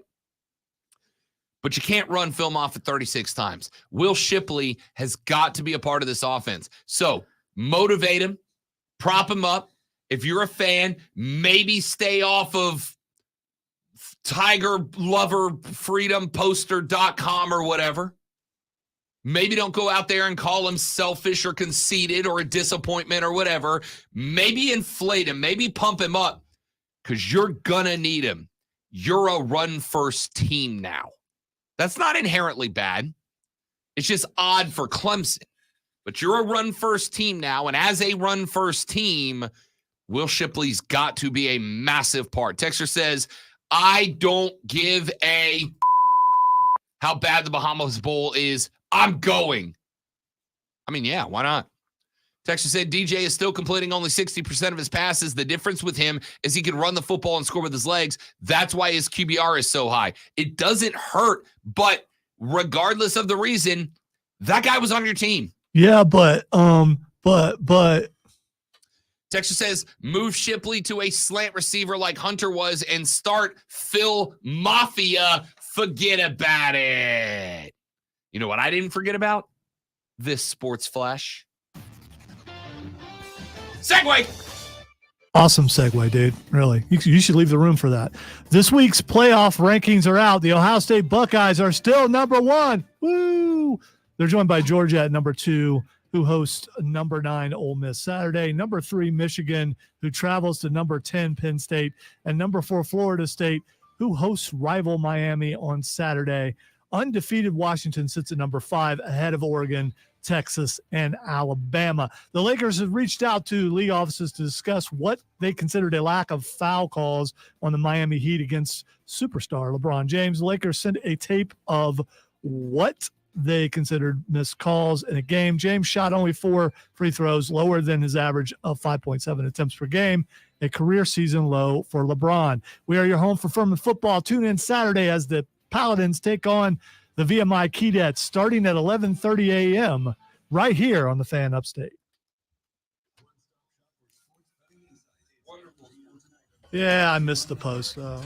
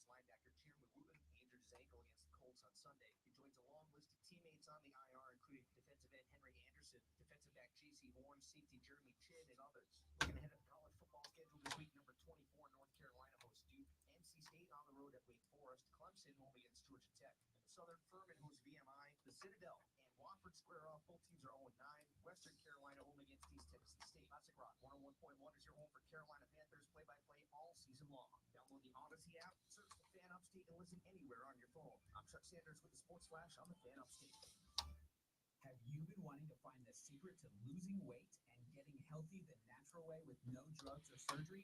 Hi, I'm Dr. Elliot Hirschhorn with New Life Weight Loss, and I know the secret. Our program makes it easy to lose weight and get healthy naturally, safely, and effectively. We can help you lose unhealthy fat without counting points or calories, no exercising, no prepackaged meals, no HCG, no drugs, and no surgery. Learn more at mynewlifeweightloss.com. Bill Brady here, the New Life Weight Loss Maintenance Program, which is the easiest program I've ever done because it's all based on the reduction program, continues to produce 40 pounds, 10 inches. Believe it. You can believe it. New Life Weight Loss. Many patients lose 20 to 30 pounds in about a month or two. For your free private weight loss consultation, call 864-203-4290. That's 864-203-4290 or online at mynewlifeweightloss.com. That's mynewlifeweightloss.com. Attention all football fans. Are you ready to experience MVP treatment in banking? Look no further than Founders Federal Credit Union, where personalized service is the winning play. Don't settle for being just another number. Join Founders and receive the personalized attention you deserve, along with great rates, loans for any reason, and a dynamic online experience. Visit one of their 41 convenient office locations or visit foundersfcu.com to see if you qualify for membership. Relax. Go Rebels. It's the last blast of summer sale for the Upstate Golf Cart. For a limited time, grab yours for just $20 and get access to 9 premier courses in the Upstate. Tee it up at Carolina Springs, the Preserve at Verde, the Club at Brookstone, the Rock, Greer Golf, Links O'Brien, Rolling Green, Double Creek, and more. Grab your foursome and hit the course with the Upstate Golf Cart. Order yours today at upstategolfcart.com. $40 for a limited time only. Get yours now while supplies last. UpstateGolfCard.com. That's UpstateGolfCard.com. Spring is here. Time to get those spring projects started. What? But before you stick that shovel in the ground, remember to always call or click SC811. I guess spring will be here eventually again, but it's not spring. Come on, SCBA. We love you, but you need to get, After that, you're free to dig. Know what's below. Call 811 before you dig. Sponsored by South Carolina 811, SCBA, and this station. The Upstate Holiday Light Show has a new location, the District Park at the intersection of 123 and 153. Millions of new lights, carnival rides, a petting zoo, and pony corral. Opening Thanksgiving night. UpstateLights.com. That's UpstateLights.com. Hi, I'm Henry Winkler. My eyes are So Thanksgiving's like 2 weeks from tomorrow? My late father-in-law, Jim. He always lit up a room, but his vision dimmed with age. He had age. It is, isn't it? Yes, it is. Okay. That's wow. I've learned there's an advanced form of the disease called geographic atrophy, or GA. His struggle with vision loss made me want to help others know about GA's warning signs. Got a lot of work to get done. I'm on vacation in a week and a half. I guess I could just not go on vacation. Many have trouble seeing in low light, making driving at night difficult. GA gets worse over time and cannot be reversed. If you've been diagnosed with AMD and notice vision changes, don't wait.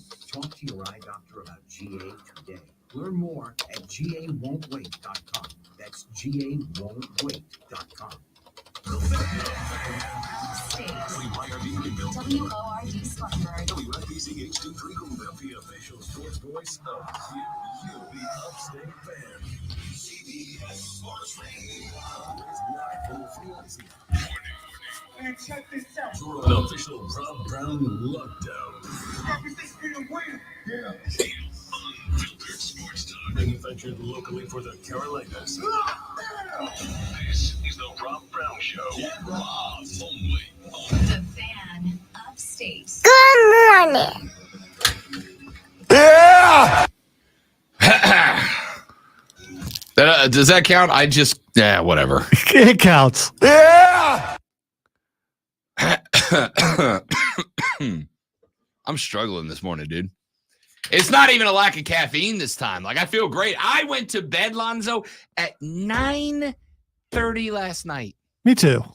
9:30. I was asleep at 10 p.m. last night.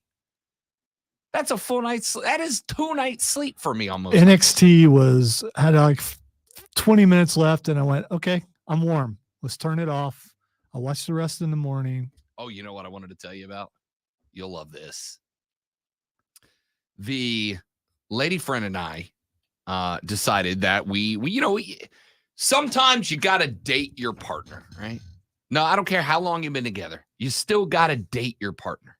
You got to show them a little love. So the lady friend and I, we realized, all right, we kind of hit a lull. We haven't really spent any QT together over the last couple of weeks. Let's go on a date. So we went on a date. And we decided to go get Italian. And I had been told about this little Italian restaurant. And if the word Italian restaurant is preceded by the word little, it's a good restaurant, right? It's a little Italian restaurant. So we decided to go. And this little Italian restaurant is kind of tucked away in a strip mall. And I will also tell you, as a big fan of every mafia movie ever, the best Italian restaurants are little Italian restaurants tucked away in strip malls. Always, always. So we found one. And we decided to go. So we got there at 6:45 or so. And when we pull into the parking lot, and some of y'all will know this place by the description, okay? We pulled into the parking lot, and the windows of this little Italian restaurant are completely blacked out. There's a window in the door. You know how some doors have like the little narrow slit window? Blacked out. There's a sign over the door, not lit. Not only is the sign on the door not lit, not only is the front of the restaurant completely blacked out, But on top of all of that, the lights in the walkway in the strip mall in front of the restaurant, they're all out. We pulled up, and not only did I think the restaurant was closed, I thought it was permanently closed. Like, there's no way this place is open. There is not a light within 40 feet of the door of this little Italian restaurant. So we pull up, and I'm like, are they closed? And she's like, I mean, the website says they're open. So we go to their website, and there's no updates. Go to the Facebook page. There's no we're closed, we're shut down, we're closed today. Like, none of that. So we pull into a parking spot, and I'm like, all right, well, I guess we got to. And so I start Googling another Italian restaurant. I'm like, I'll find another restaurant, right? They're obviously closed. And while I'm doing this, we're sitting in the car, we're parked, and we're facing the front door. We're parked across the parking lot, but facing towards the front door. And while we're watching, Lonzo, a big Yukon pulls up, like a big Yukon, right? Like an XL Yukon. And out of the front of the Yukon hops this probably 60, 65-year-old sturdy fella in a full suit. And he walks up to the door, and he just throws it open and walks inside. And I'm like, was that actually James Gandolfini? Was that actually him? This place was open. I hope not, because he dead. Yeah, he's very dead. That's Tony Soprano, huh? I'm like, okay.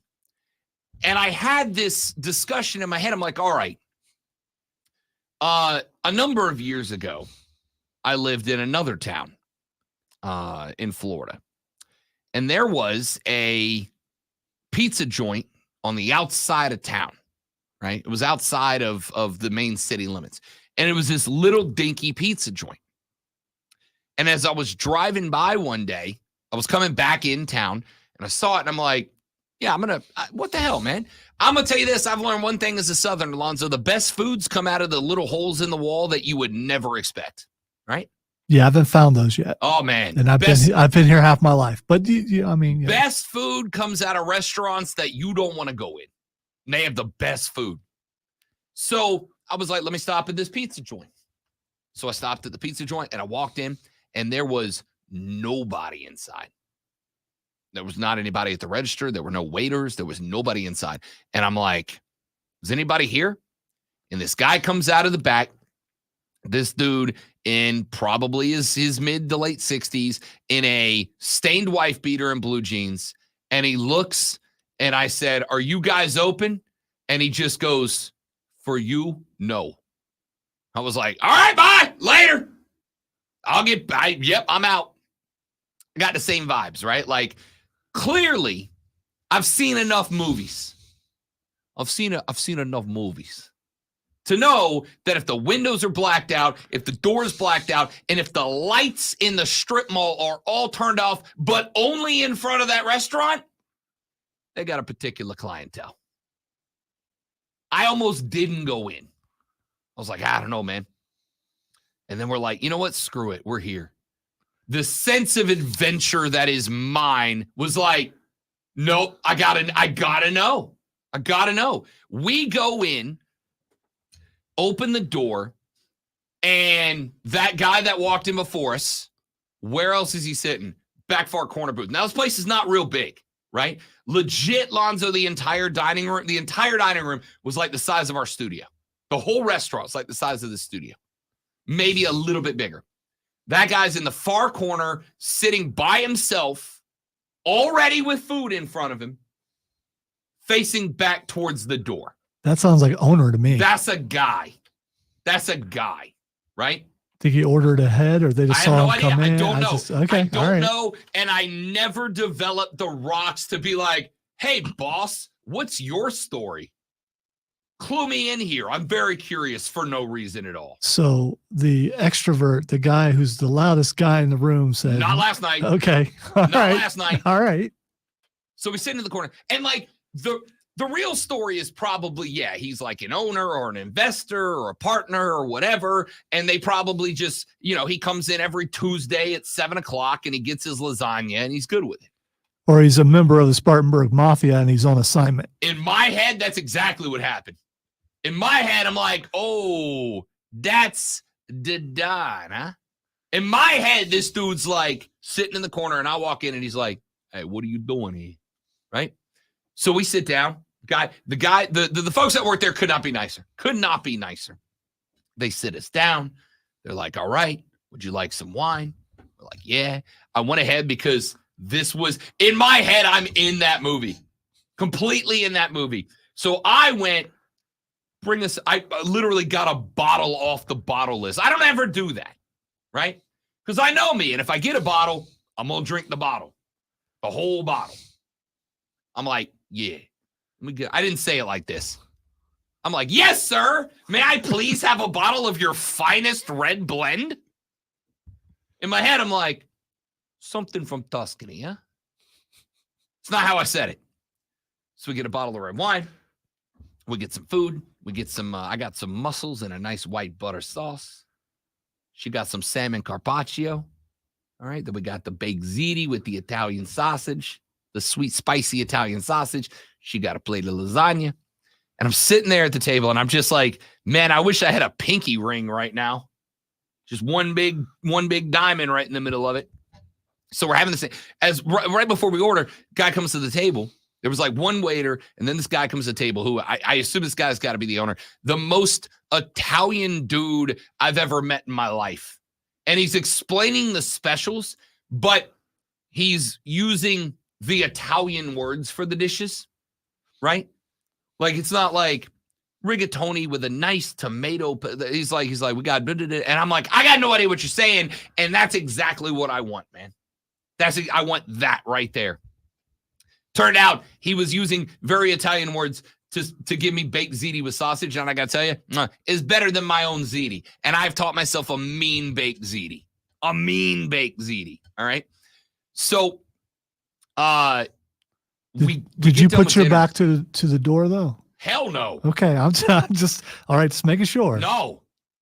In fact, not only did I not, but when we walked up to the table, the fiance was about to sit in that spot.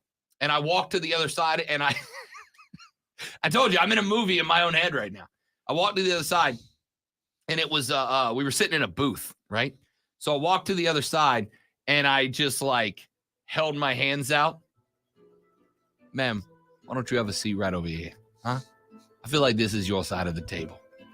And she's like, I'm going to sit here. And I was like, I just pointed. I'm like, no, here you go. So she sits on that side of the table. I sit on my side of the table. We get a nice bottle of Sicilian red, a nice red blend. We bring out the bottle, the wine. Perfect. Just perfect. We get some baked ziti. We get some mussels and butter sauce. We get some clams. We get some Italian sausage. We get the lasagna. And as we get to the end of the dinner, which was, by the way, and I mean this. Was there music playing in the place? Oh, yeah. Okay, all right. Oh, yeah. All right.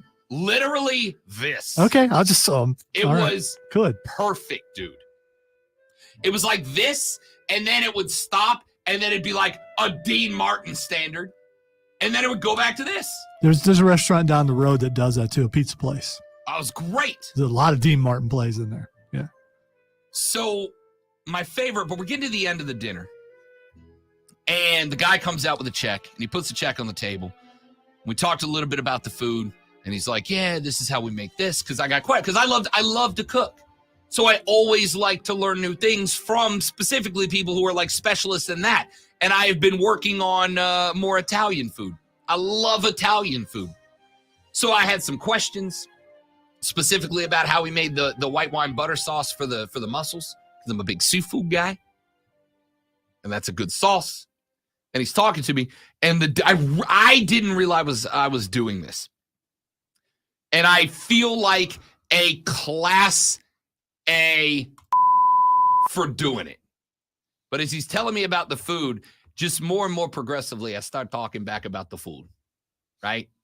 So I'm like, hey, tell me about this butter sauce. It's pretty good. He's like, all right, we do this with the white wine, and we add the butter at this point, and we do, here's the thing, put a little cornstarch in there, thick as, like, he's telling me the whole story, right? And she walks away, or he walks away. So you were thinking you were sounding like Guy Fieri, but you were actually starting to sound Italian. No, I thought I was just a dude who loves Italian food asking a legitimate Italian chef about his food. And what I got told by the fiance was, hey, you're not allowed to watch The Sopranos anymore.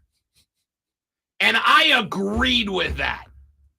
Now I'm going to, because I got like 3 episodes left. And I feel like at this point, we all know the ending of The Sopranos was, at the time, one of the most controversial endings to a standard television show ever. Did it end at a place like where you were last night? Yes. It very did. I knew that. Very did. And so I got to finish because I know the ending. I've seen the ending, but I need the context of the ending. And the last season has like 20 episodes in it. And I'm at like 15. So did the waiter, did he seem offended by you suddenly going? No, I think, honestly, we had a real nice conversation about the food. Like, he stayed at the table for a minute. Did the gentleman in the corner perk up a little bit when you started doing that? At this point, my goal was look everywhere except the back corner of the restaurant. All right, because you don't want to offend that guy. So the fiance is like, you're not allowed to watch The Sopranos anymore. And I didn't understand it when she said it. I'm like, why? Why? And she goes, do you not hear yourself? I was like, what do you mean? She goes, oh, all of a sudden you like rigatoni, huh? I'm like, don't. Shut up. I didn't do that. She's like, dude, for the last 3 minutes of that conversation, every Italian word, you're like, hey, carpaccio, huh? I did not do it on purpose.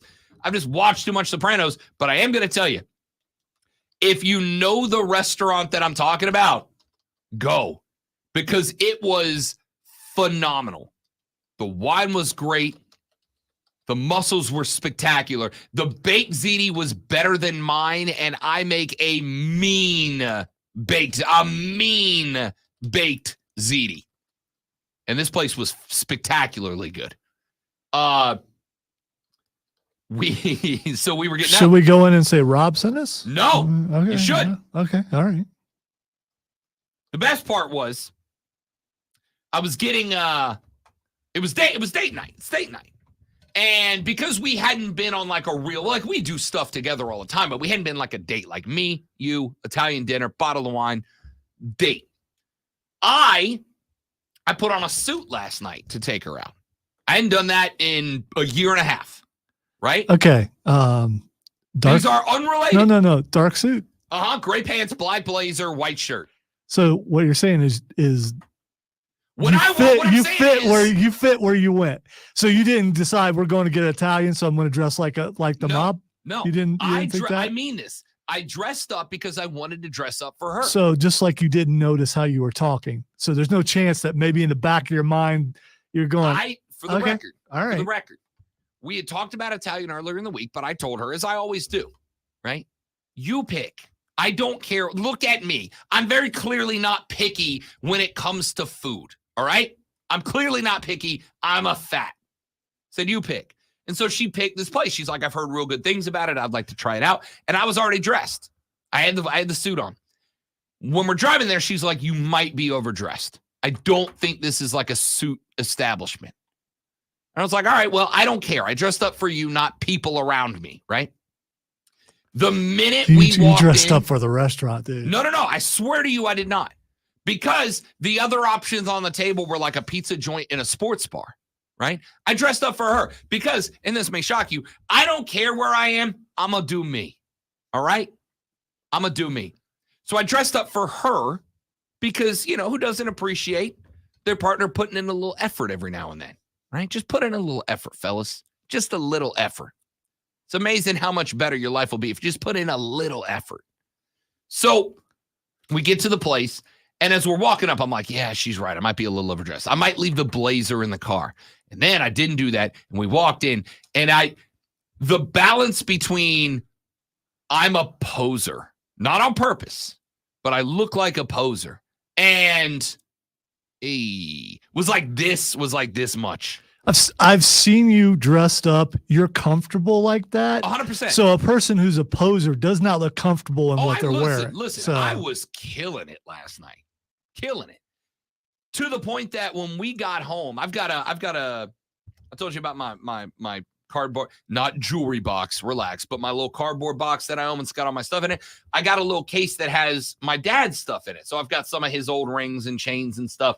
I'm not a jewelry guy. We got home last night, and my dad had, because he was 100% this guy, he has pinky rings, like gold, like diamond pinky rings. I've never broken them out.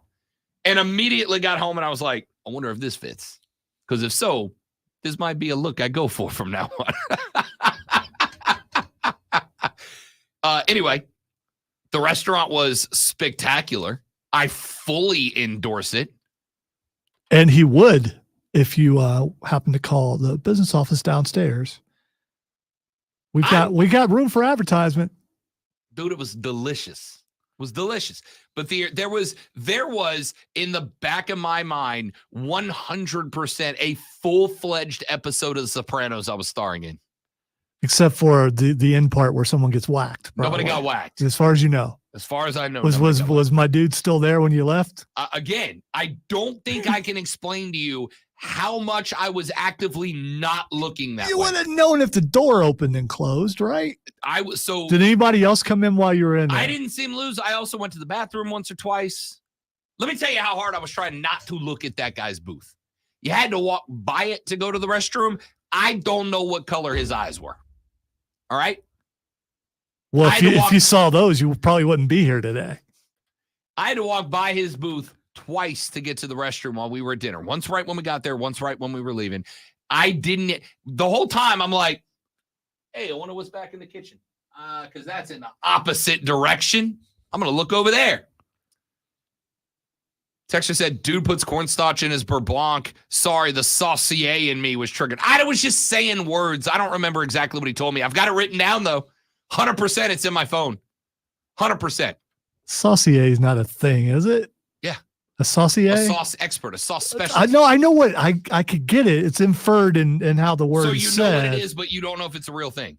I can make up things and say I'm not, and you would go, yeah, I could see where that. Because in a world in which like the majority of your food has some sort of sauce, the sauce is what makes or breaks your meal. Like a sauce can make or break a dish. By the way, I completely agree with you because was it a sweet sauce? What kind of sauce was it? Did it have a little bit of a kick to it? The mussel sauce was a white wine beurre blanc with like a butter white wine. And it was, oh God, it was good. It was delicious.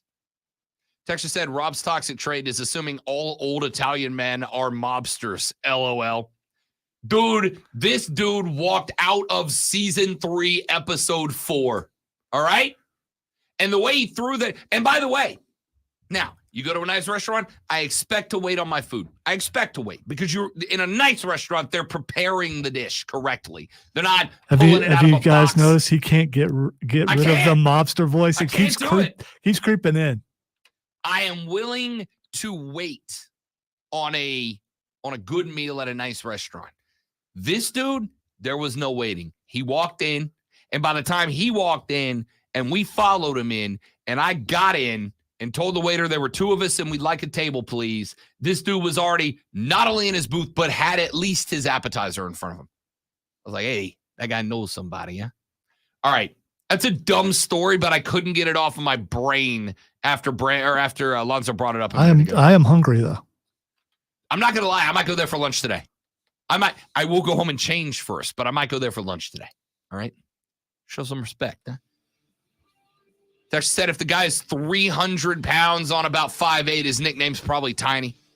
Texter said, I grew up in a mob-run area in Connecticut. If you ever see the documentary on the Danbury Thrashers, you should look it up, Untold Crimes and Penalties. Yeah, no, I'm watching that.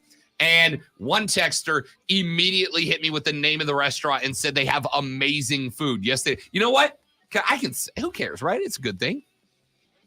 Go ahead. I mean, Giovanni's right across the street. Spectacular. That could be the name of any Italian restaurant. It just happens to be one that's across the street. All right, when we come back, what NFL team is Super Bowl ready today? In my opinion, there's only one. What NFL team is Super Bowl ready today? We will talk about that when we come back. As James just said, you didn't see nothing. Back after this on the Rob Brown Show on the Fan Upstate. Yeah, I did. Yes, I did turn my mic. Oh, that definitely counts. That's 2 in a segment. Yeah, This is a career low for me. Is it? 2 in one segment. That's pretty bad. No, that's implying that it's never going to happen again. You know, this could be the beginning of the downfall. You could be doing it all over the place.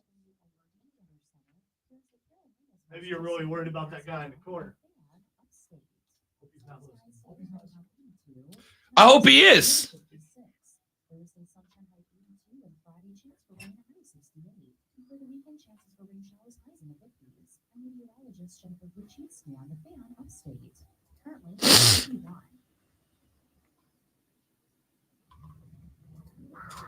All right, guys, give me 30 seconds. I'll be right back.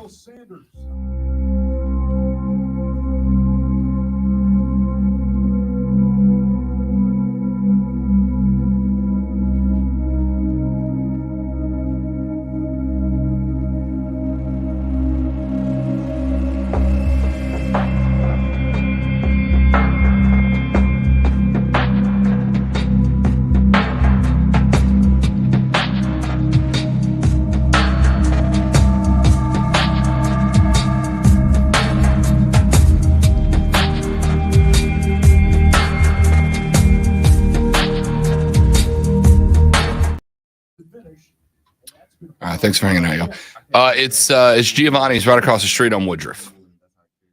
Was there a jukebox in which Journey played? No, I would have left 100%. So I just noticed this thing. I don't know where this thing came from. This thing right here. It's a curl. Yeah, it's very curly. Look at that. That's a beach curl. Thought I brushed that out of there.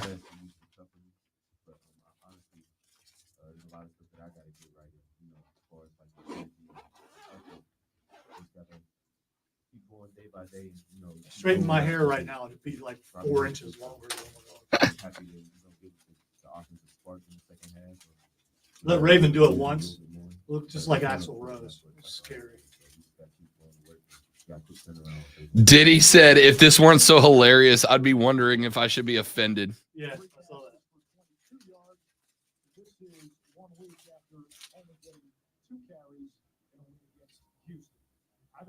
With this Panthers update brought to you by Morris Jenkins. I just don't think Mob win. I think Diddy. I don't know why. Maybe that's proof he actually is in The mob. Venditti crime family. Huh? Yeah. They've lost 7 straight and only covered 1 of them. This week, they traveled to Houston, where the Cougars are coming off of a big upset of Baylor last week. Houston, a 2.5-point favorite, and you know what? I love that line. The Cougs have covered 3 of their last 4, so take Houston against the spread against Cincinnati, and thank me later. I'm Trista Crick, helping you be books and bet smarter with BetQL. Download the BetMGM app today. For the ones who get it done, the most important part is the one you need now, and the best partner is the one who can deliver. That's why millions of maintenance and repair pros trust Grainger, because we have professional-grade supplies for every industry, even hard-to-find products. And we have same-day pickup. Absolutely great documentary. Mob guy was overpaying minor league hockey to hurt people, was using players to bully other small trash companies. FBI raided him, and they settled when he paid several million to install 2 turf fields at our high school. I have heard of that documentary. Is that what that is? Well, now, obviously, I have to watch it.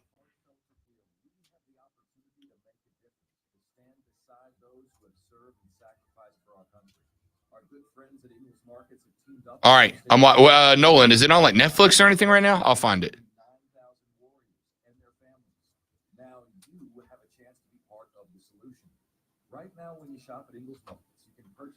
The texture said I was a saucier at South City Kitchen in Midtown Atlanta.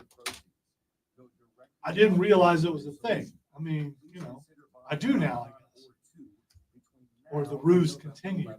I don't know.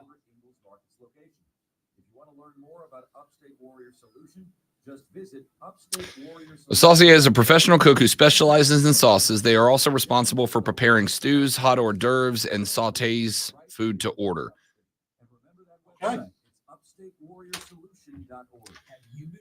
For pots and pans to be compatible with an induction cooktop, they must be made of a magnetic material such as iron or steel. Interiors of saucepans should be heavy cage die-cast aluminum with a magnetized base for the rapid heat transfer. The diameter of the pan's base should be equal to the size of the surface cooking area. Yeah, I've seen people make that mistake. They use a pan that's too big for the burner, and so your sauce in the middle gets cooked, but the stuff on the outside doesn't. That's a rookie mistake, huh? 40 pounds, 10 inches. Believe it. You can believe it. New Life weight loss. Many patients lose 20 to 30 pounds in about a month or two. For your free private weight loss consultation, call 864-203-4290. That's 864-203-4290 or online at mynewlifeweightloss.com. That's mynewlifeweightloss.com. Urgent Camp Lejeune settlement message. On September 6th, the government announced it will soon begin providing fast, guaranteed settlements to Camp Lejeune Marines, families, and civilians. Awards will range between $100,000 and $550,000, with an option for higher amounts. If you are Brandon said Ratatouille, baby, learned all the kitchen positions. Brandon, you and I have worked around too many kitchen people. We're not insane enough to work in a restaurant kitchen. But you must act now. Call the James Harris Law Camp Lejeune helpline now to get the compensation you deserve. We're already fighting for thousands harmed by the water at Camp Lejeune. Call now or you may forever lose your right to be awarded a settlement between $100,000 and $550,000. For your free evaluation, call 800-217-1155. That's 800-217-1155. 800-217-1155. Football and basketball seasons are in full. Was Gabagool mentioned at all? No, Gabagool was not mentioned at all. BetQL is an absolute game changer if you're looking to find trends to help you win. Make smarter bets on spreads, totals, player props, and more. BetQL has already helped over 300,000 people with powerful analytics and community insights. Don't fumble a ball at the goal line or airball any free throws this season. Visit BetQL.com for their free daily analysis today. That's BetQL.com. Today, warm and sunny with a high of 80. Weather brought to you by Express Employment Professionals. With nearly 20,000 job openings, Express Employment Professionals. Have you ever worked in a kitchen where half your staff was not on hard drugs? Dude, I actively avoided working in kitchens. I would be lying to tell you I didn't want to because, like I said, I like to cook, so I always wanted to just to learn. Does McDonald's count as a kitchen? I mean, because technically, I don't know. You are cooking in it. Is it? It's just considered a grill. Cooking's a very loose term. You are grilling. Yeah, so but you are not cooking. Grilling is cooking. No, grilling is grilling.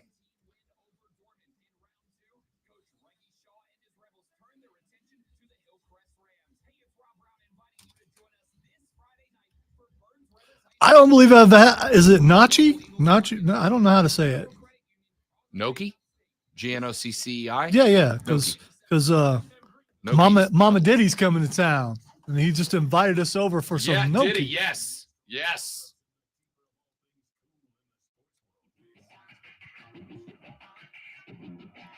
Rob won't be here then, so I'll just eat his portion.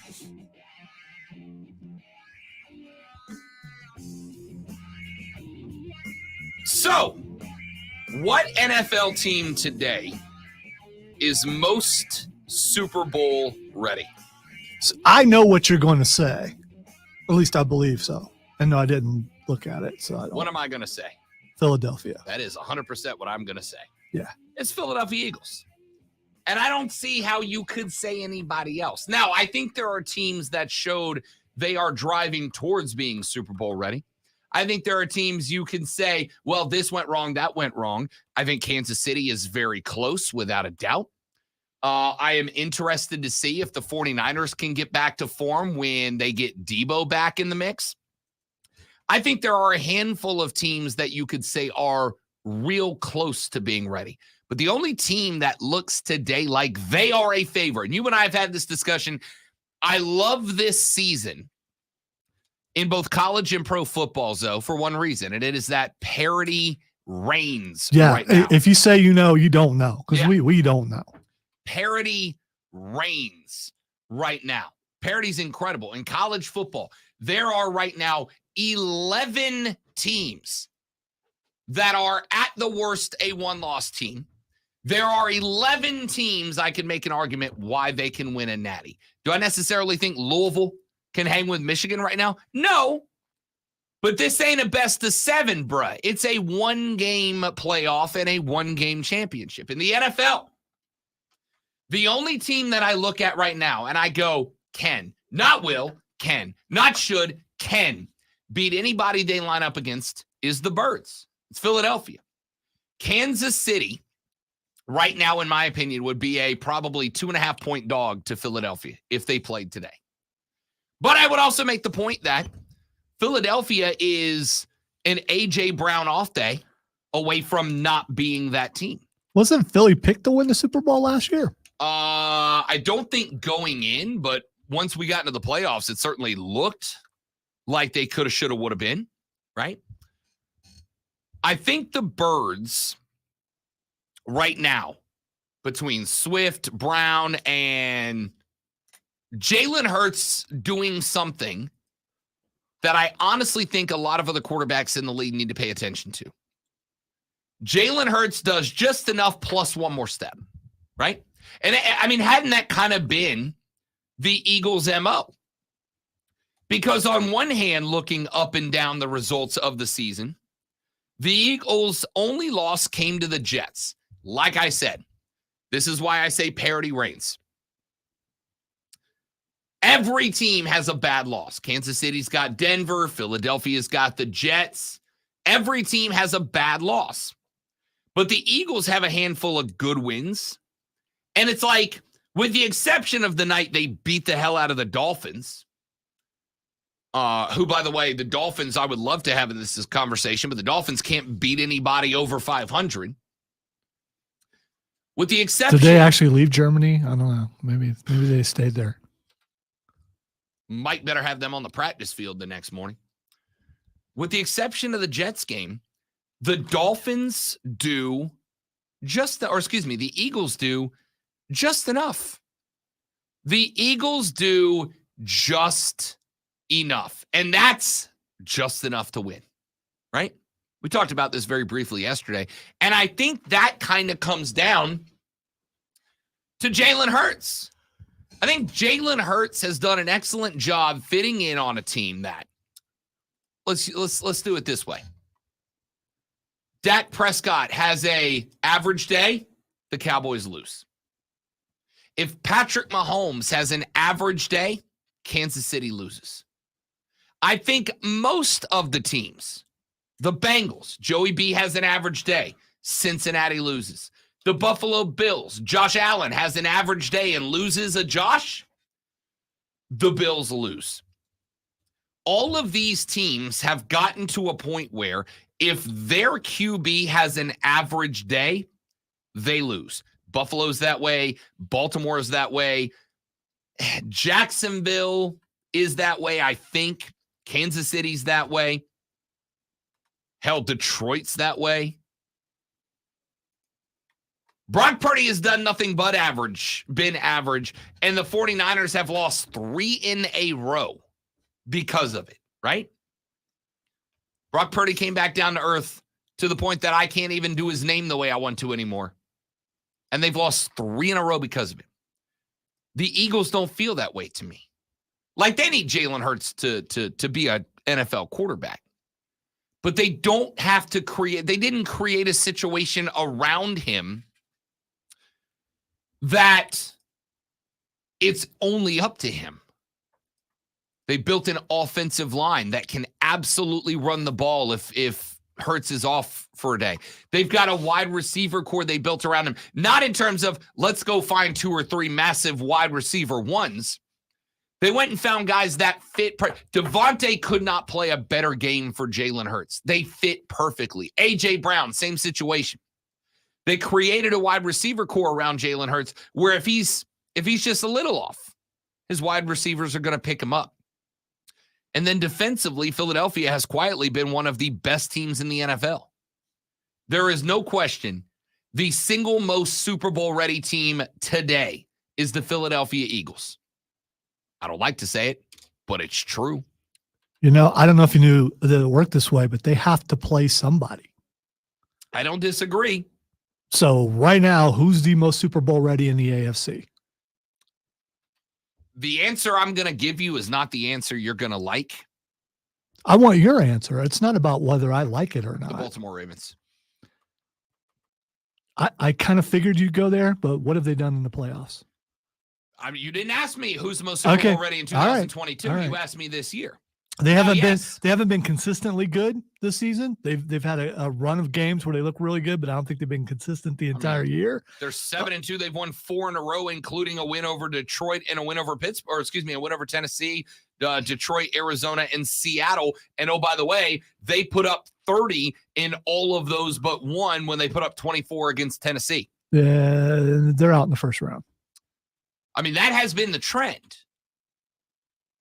But I hate saying. I mean, if you were to go, I'm guessing when you do betting, you also look at trends and things like that. 100%. And you would have to look at the trend or would you go against the trend, thinking that it's time for them to actually make it to the second round? My trend following is in season.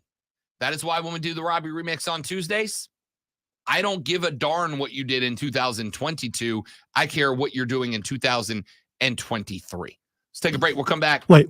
Yeah. Let's give away some tickets. Oh, let's give away some tickets to Furman football? Furman versus VMI. This Saturday, the Keydets coming the down. The number one team in the state of South Carolina as far as football goes. Ladies and gentlemen, the Furman Paladins are actually are number 2 in the nation. Number 2 team in FCS football nationwide, and you will get an opportunity to watch them play this Saturday if you are caller number 3 right now. 844-326-3663. 844-326-3663. Caller number 3 to that number right now is winning 2 tickets, courtesy of our friends at Furman and the Fan Upstate, to go see the Dins play at home. It's college football, baby. We're back after this on the Rob Brown Show in the Fan Upstate.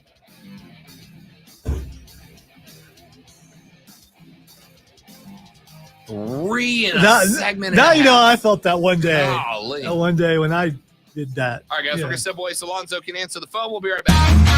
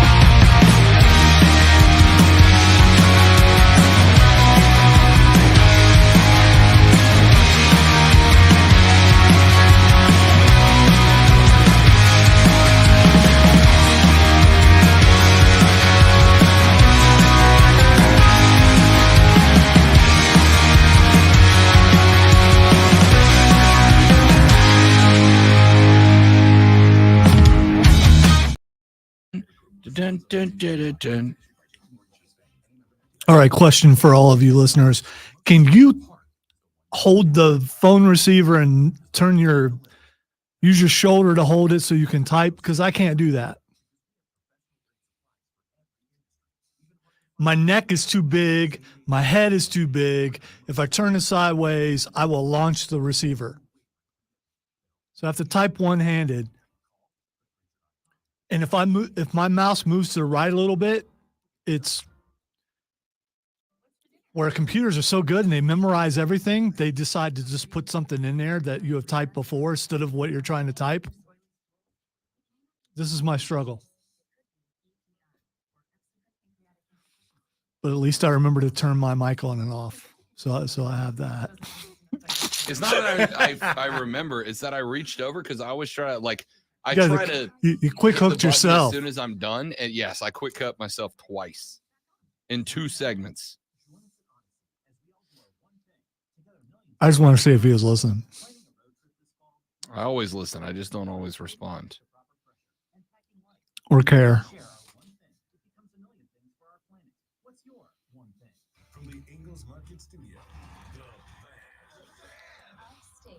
Keegan, we were just talking about Italian food and naughty Christmas music. That sums up the entire show.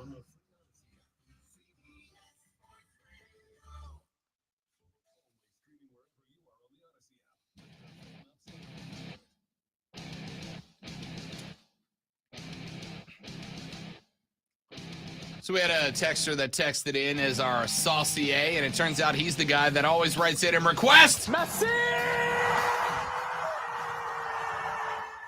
So, I got to drop one for my guy. Also, congratulations to Joe. I apologize for being stupid, but Sir, that is international icon Jersey Joe, the Upstate's hot dog eating champion. Yeah. Could you spell your name one more time? Congrats to our dude, Jersey Joe, who will be at this Saturday's Furman Paladins home game against the Keydets of VMI. And by the way, and I mean this, we had Drew Ingraham on the show on Monday from Furman. I will say this, we talked earlier in the week a little bit about Shane Beamer and his press conference, right? And I said that the problem is not Shane Beamer, because I'm a big Shane Beamer guy. I am not going to hold back on that. Friend of the show. Friend of the show, Shane Beamer. I'm a big fan of Shane Beamer. I really do genuinely hope that he is long-term successful. College football needs more coaches like Shane Beamer, all right? It needs more coaches with character and personality. And as somebody who is also a big fan of fun sunglasses and dancing, yes, please give me more of it. I'm a big fan. That being said, it does not mean because I like you that you are free from criticism and critique. I thought the press conference that Shane did after the win over Jacksonville State was not the best moment.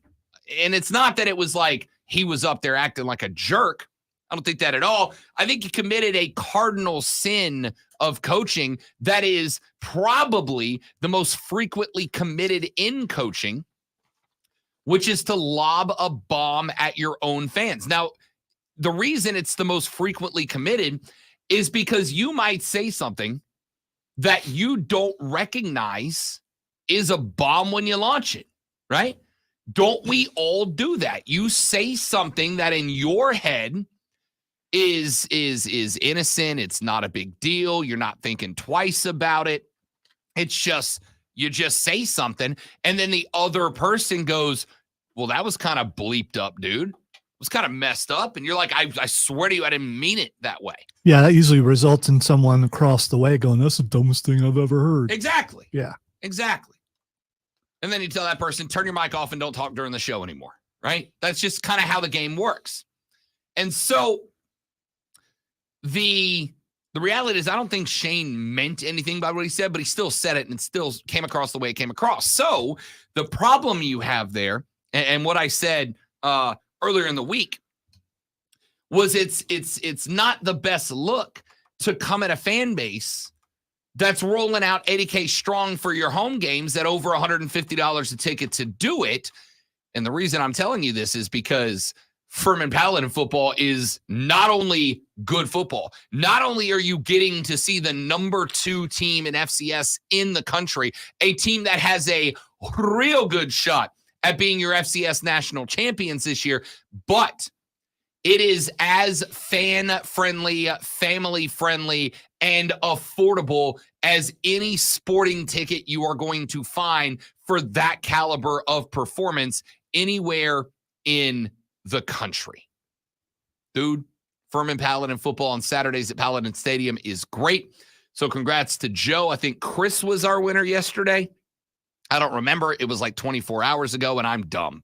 So if you won the tickets, congrats, enjoy. If you haven't won the tickets, we got 2 more sets to give away because we got 2 more days this week to give them away. And if you don't win tickets this week, go to FurmanPaladins.com and snag your tickets. Trust me, you will have a good time. Furman does a whale of a job at making sure that their games are not just entertaining on the field, but entertaining off of it for you as well. And also, don't insult your fans. Don't do that. I just want to point out that I was not offended, and I still haven't got. I've heard your take on this all week. It is Wednesday, but still all week, and I completely disagree with it. And I didn't take offense, and I don't understand your perspective, but and I am coming at it from a Gamecock fan. I was not offended, but as we found out yesterday or the day before, or like every day, some people were. And I don't understand that. Here's the thing. You could have had. Because, by the way, I agree with him, and he's absolutely right. That's fine. But calling someone miserable is insulting, even if it's true, right? The only people who are as offended are the people who they feel like he was pointing at. And that's not everybody. That's not everybody. It was only the miserable people. Again, calling me that. Whether you believe it, because it is a subjective opinion. I will sit here all day and tell you I'm not a miserable person. I'm a very happy person. Well, the people who got upset about him saying they're miserable people, you're a miserable person. Again. Yeah, you are. We didn't sit here and argue. Find some joy. Semantics. Find something. Find your smile. It's out there somewhere. You know, there's something positive that you can get from your team, or find another team. In Lonzo's world of sunshine and rainbows and happiness look out and there. joy. Look out there. It's a beautiful day. Yeah, it's actually going to be like 80 I can't wait today. to be outside. It's Yeah, stupid. no, I know. It's I put on ridiculous. a hockey jersey this morning, and then I realized, it's because it's summer again. Oh, the air's working in here now. Yeah, it's summer again.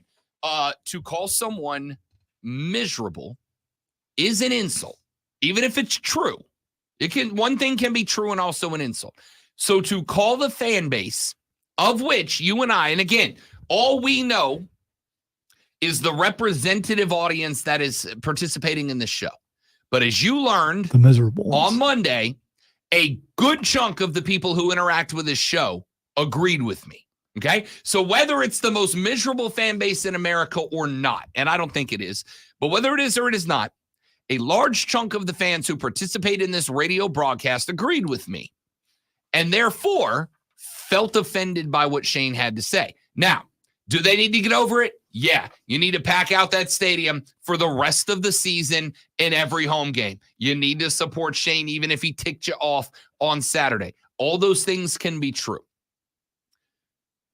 But maybe don't hit the dudes and the dudettes dropping $150 on a ticket, forget the gas and the tailgating costs and the jerseys and the shirts and all that other stuff they buy by calling them miserable for having expectations. A yawn on the air. Yeah, that was for emphasis. Wow. Personal foul. He was giving them the business. Time for a sports flash here on the Rob Brown Show in the Fan Upstate. For all of you who are for sunshine, rainbows, hugs, and teddy bears, I'm your dude. Everybody else, you're just miserable. Clemson head coach Dabo Swinney said all ACC running back Will Shipley is close to returning this weekend against Georgia Tech. Shipley entered concussion protocol after a major hit to the head during the NC State game and missed last week's Notre Dame contest. The Tennessee Titans officially have a new starting quarterback. Mike Vrabel announced rookie Will Levis will officially be QB1 moving forward, Levis is completing 60.3% of his passes and has thrown for 500 yards and 4 TDs with 1 pick and 2 starts so far, and is already a better quarterback than what we've seen in Carolina. Tune in tomorrow night at 7 for Thursday Night Football as the Carolina Panthers take on the Chicago Bears right here on your home for the NFL, The Fan, Upstate.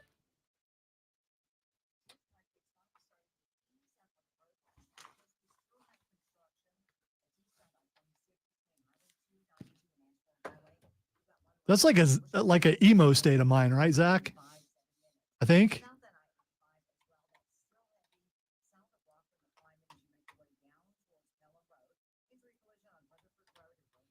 If Rob were in here, he'd be singing Mr. Brightside right now. Still so weird.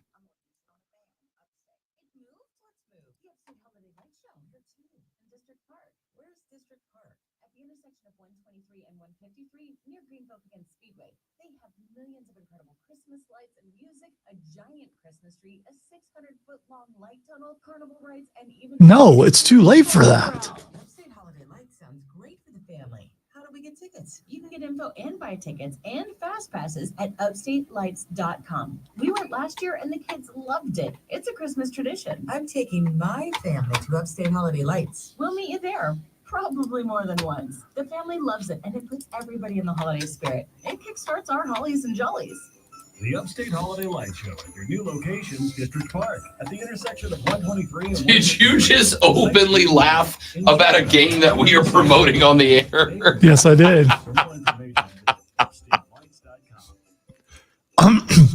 It was I was laughing at myself for picking that particular tag. I just grabbed the shortest one, and it ended up being, it was ironic that it was that. So I wasn't laughing at that. I was laughing at myself for being so stupid, but it was just too late. I could have just like stopped in the middle of it or tried to throw something else in there, but it was too late. No HCG, no drugs, and no surgery. Learn more at mynewlifeweightloss.com. Bill Freddie here, the New Life Weight Loss Maintenance. Hey, the only flavor I know how to add to something is sarcasm. I don't know. You're salty sometime. Yeah, but it's salty sarcasm. I can't temper what I am. Well, sure I can. I can just be quiet. That's the only way. It's either on or it's just off. So we're having a debate. I want you to chime in. We're going to see Dave Matthews tonight. Yes. Right? Yeah, wear your flannel. You absolutely should. No, that's not the debate. Okay. I'm already planning on it. All right. Okay. I'm hipstering out tonight. I might even wear a beanie. All right. So you're dressing normal. So here's the here's the question. Courtney, I don't do this, but Courtney looks up concert set list, right? He is playing none of his classic Dave Matthews stuff. So you got a new album out or something? I have no idea. Okay. I don't know. I'm going to be real. I like Dave Matthews. I don't go out of my way for Dave Matthews. Like if one of his songs I know comes on, I jam to it, but I have no idea when his last album even was, right? So, Courtney said, and it has started a debate at her work today, that if he plays the set list that he played last night, of which there were no classic Dave Matthews, no Ants Go Marching, no Crash Into Me, none of it. She's like, if he's playing the same set list he played last night, we'll leave at the intermission. So those are like the only 2 songs from Correct. Dave Matthews that I know. So I said, I'll stay because the band is wildly talented and I will watch them play music just to watch how they play music because I'm intrigued by how people play music. But yes, if he's not playing his classics, I'd be good at the intermission to take off. you have an out though. I mean, you have a legitimate out. I will straight up say. No, what I'm saying is you got to get up early. I agree. So I mean, that's your not out. the debate. The debate is if you were at a show and you go see somebody that you love. He didn't pay Nolan. No, we're not paying for this. Yeah, I mean, not only am I not paying, but we're not paying to sit in a luxury box. Oh, there we go. Show tonight. There we go. 1%ing the hell out of this.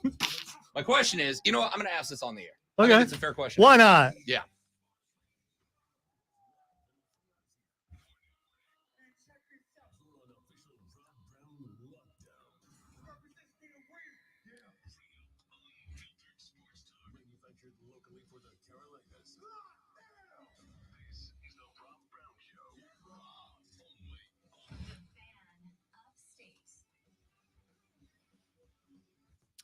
So there's a debate taking place right now, and I'm not going to spend the whole time on it, but I do have a question for you guys. You can spend the whole hour on it if you want. Your name's on the show. I could, but I don't want to. Okay. All right. So the lady friend and I are going to a concert tonight.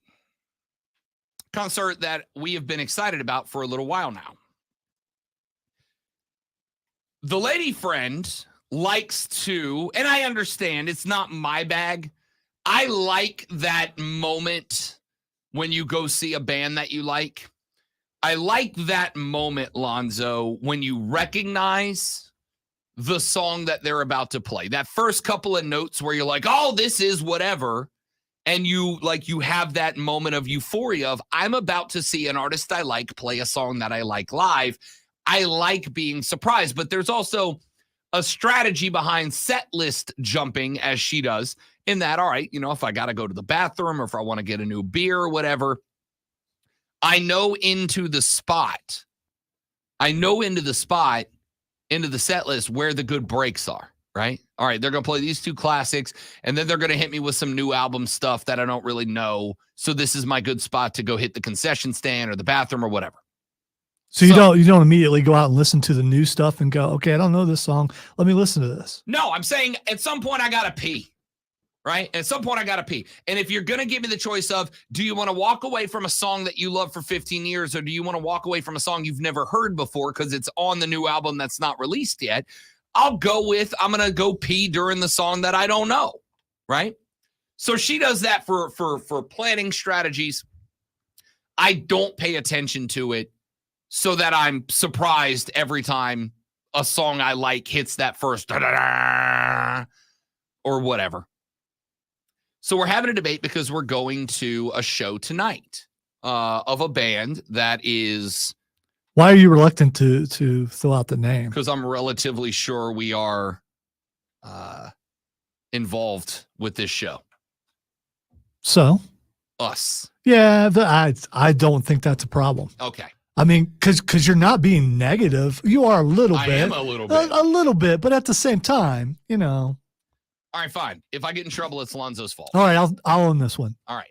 It would have been my fault anyway. Go ahead. Tonight, I am putting on my best flannel and beanie, and we are going to see the Dave Matthews Band. Now, I will acknowledge openly that I like Dave Matthews, but I'm not like a super fan. I don't go out of my way for Dave Matthews. I like Dave Matthews.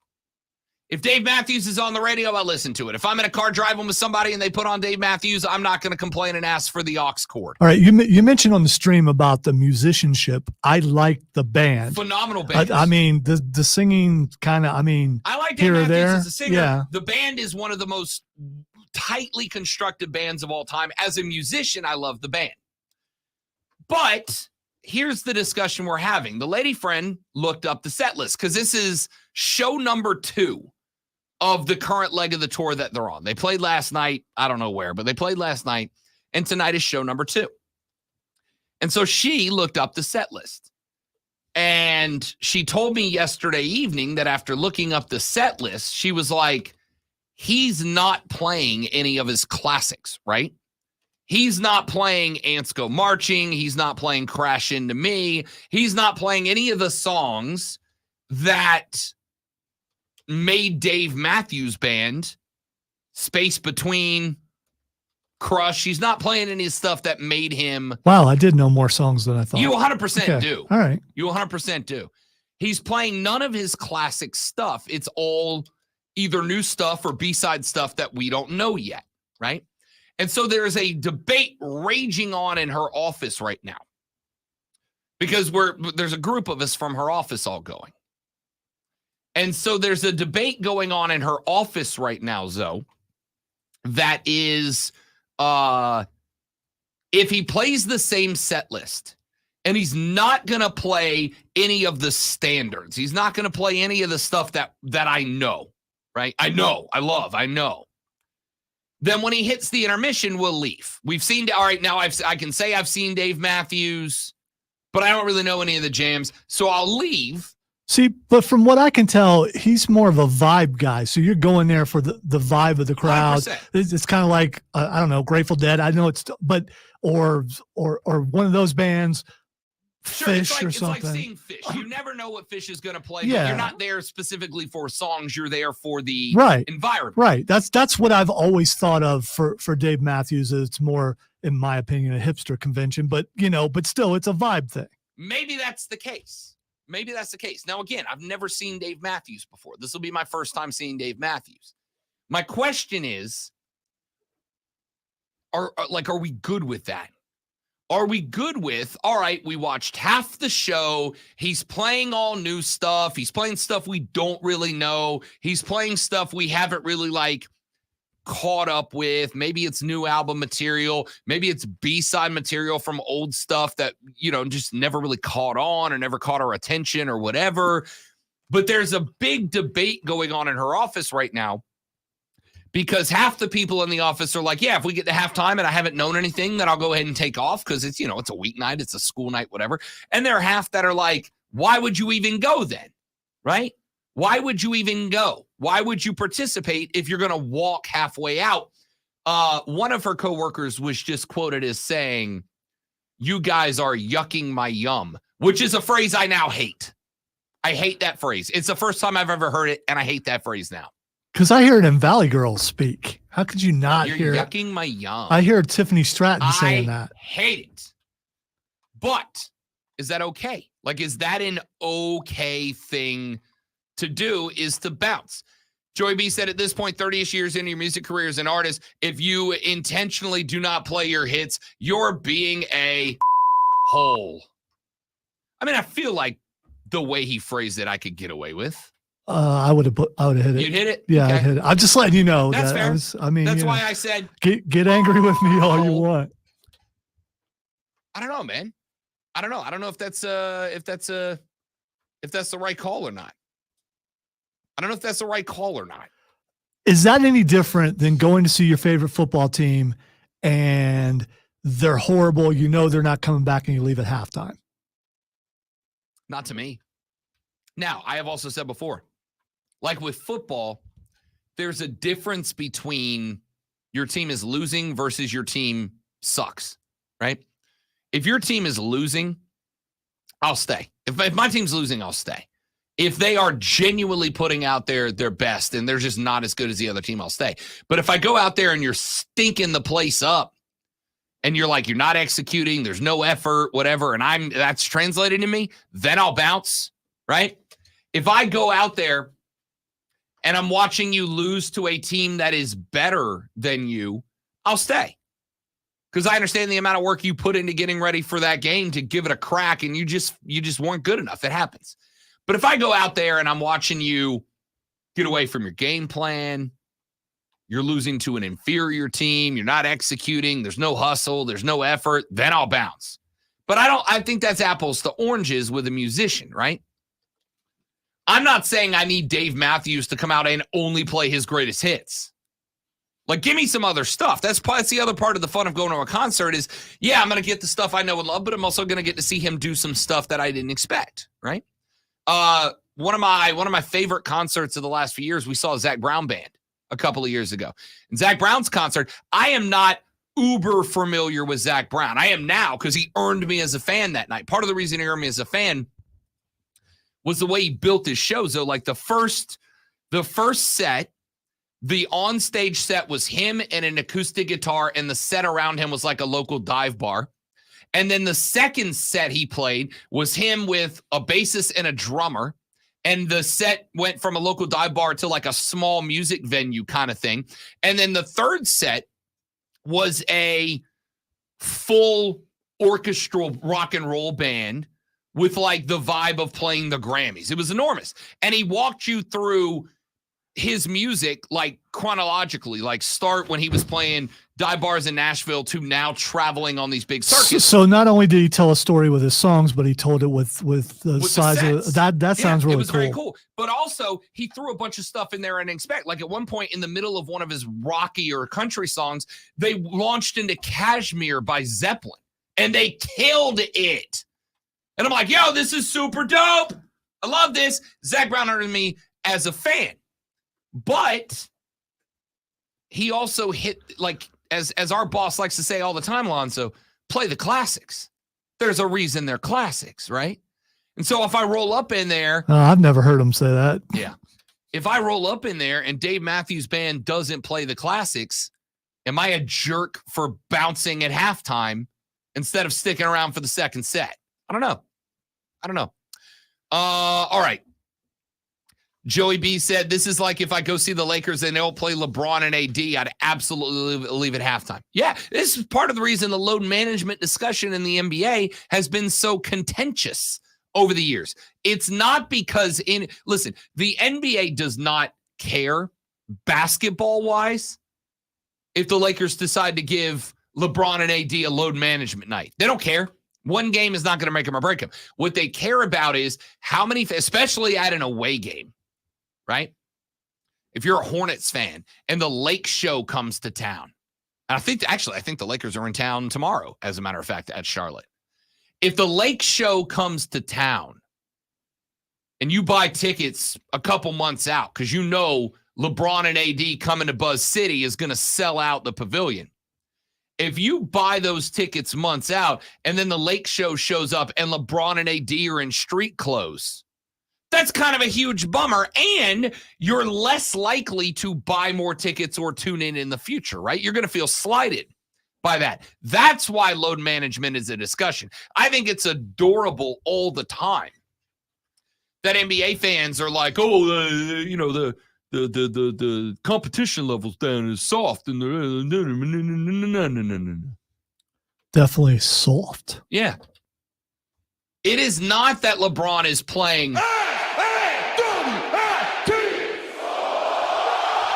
It is the fact that if you bought a ticket to that game expecting to see Bron and AD and you get neither of them and they're on the bench in street clothes, you're going to go, screw this. I'm out, dude. Forget this. I'm out. I'm done. I'm not coming back. That's why the NBA is worried about load management. James said it's like going to a Garth Brooks concert and getting Chris Gaines instead. First off, James, you pay attention good. Chris Gaines had some good stuff, all right? Not Garth Brooks had some good stuff. It's just a different genre and a different vibe. Now, I do get it. If you buy tickets to see Garth and you get Chris Gaines, you'll be upset. But 100%. He did it before Taylor Swift. He crossed over and showed her the way. No, because Garth created this whole separate alter ego.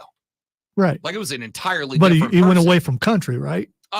Yeah, it was like an experimental phase. And I liked it, for the record. I liked Chris Gaines. It was a good look, too. But I'd also like to point out that I was the only one that consistently defended Creed all this time, and look at them selling out arenas again. You're welcome, America. Yeah. And I kept Creed relevant. And an old band comes back 25 years after their relevancy, and you're getting excited.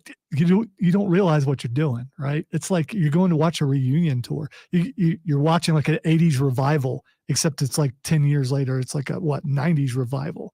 This is the tour is literally called the Summer of '99 tour. Okay, so this just it's a sign of something that I think you're missing. Know your role and shut your mouth, you jabroni. Don't steal my joy, Lonzo. You're trying to steal my joy, and I won't let it happen. You're old.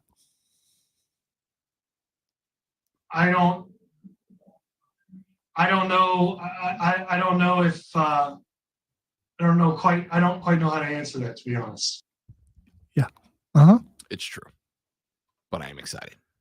I'm excited. Also, Dave Matthews Band tonight and Alabama tomorrow night. A little Dixieland delight, baby. Oh, so it's not Roll Tide. So $. Saban's not coming through town for some reason. The fiance's mom is a Bammer. Which hat are you wearing? Which cowboy hat? To Alabama, the black one. Okay, all right. With the black jeans. I can't crack on cowboy hats anymore because I got one. Yeah, I know. It looked damn good. No, but still. Yeah, exactly. Dave, I am gonna say this is gonna be the most basic back-to-back Rob Brown nights I've had in a while. Sorry, Dave Matthews Band one night, Alabama the next, and the lady friends in a spot because we're bringing her mom to see Alabama. right? What's and her mom's a Bama fan, and they, if you haven't heard it, has a chant that Miss Terry very much disproves on, in which they say some certain words to Alabama and LSU and Tennessee too. And the lady friend's like, I'm in trouble because I don't know that I'm going to be able to stop myself from yelling Auburn and LSU and Tennessee too at the Alabama show. I'm just really curious. Will you see a crossover audience? So the people that you see tonight at Dave Matthews, will you see any of those people at the Alabama concert? There'll be a few because there's people like me out there. I don't think so. I'd be willing to bet a little bit of money you don't see anybody from one crowd to the next. I think you'd be shocked. I think you'd be surprised. Oh, obviously I would. They will all be my age though, right? Because for no, not for Alabama. Yeah, they will. No, they'll be older. The people who are at both shows will be my age. Because we are the generation that caught the tail end of Alabama and the beginning of Dave Matthews Band, which had like this much bleed over time wise. Because Alabama was still going into the late 90s, and that's about the point that Dave Matthews started cracking it up, right? The only thing I know about Alabama is Elvira. That's the Oak Ridge Boys, not Alabama. So you don't know anything about Alabama. Good effort. Good job. Good try. Good effort. I thought it was funny. Don't you come in Alabama like that. Why? What you going to do? Put on my cowboy hat. Yeah, I seen you try to walk yesterday. What you going to do? I hate you. I hate you so much. Anyway, let's take a break.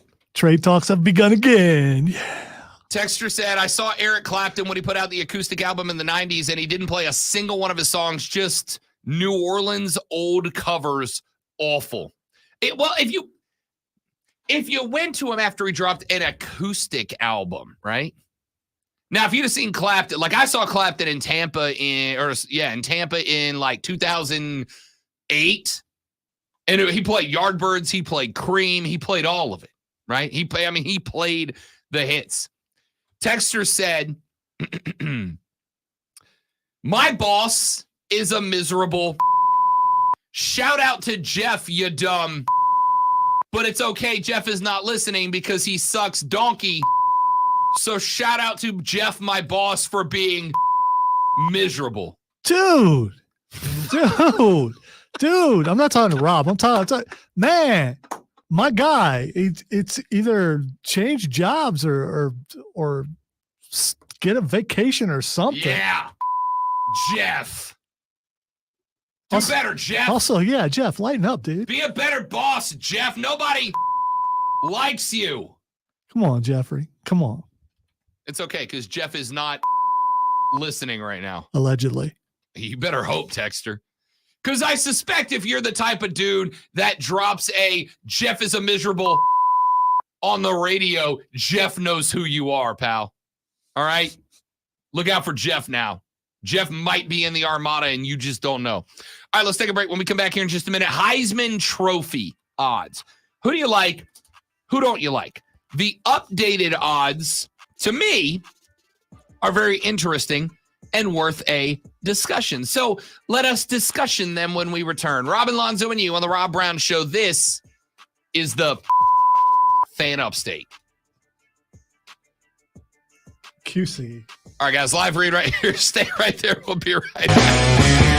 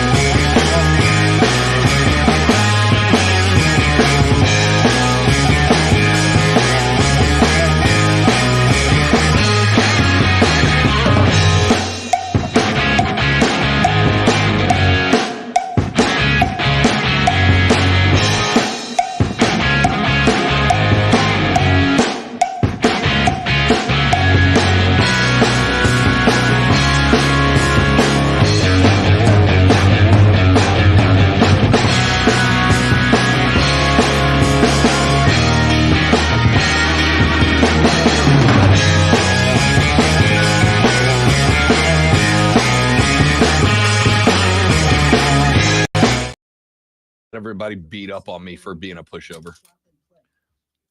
All right, let me address Trey really quick. Dwight Yoakam from Pikeville, Kentucky. So are my entire family. Dwight Yoakam moved to Columbus, Ohio. That's where I was born and grew up. Dwight Yoakam, from my understanding, he and his brothers used to beat up my cousin's drummer all the time growing up. And because of that, I will not go see Dwight Yoakam because he's a bully. Guitars and Cadillacs. Bully. Hillbilly music. I do not support bullies.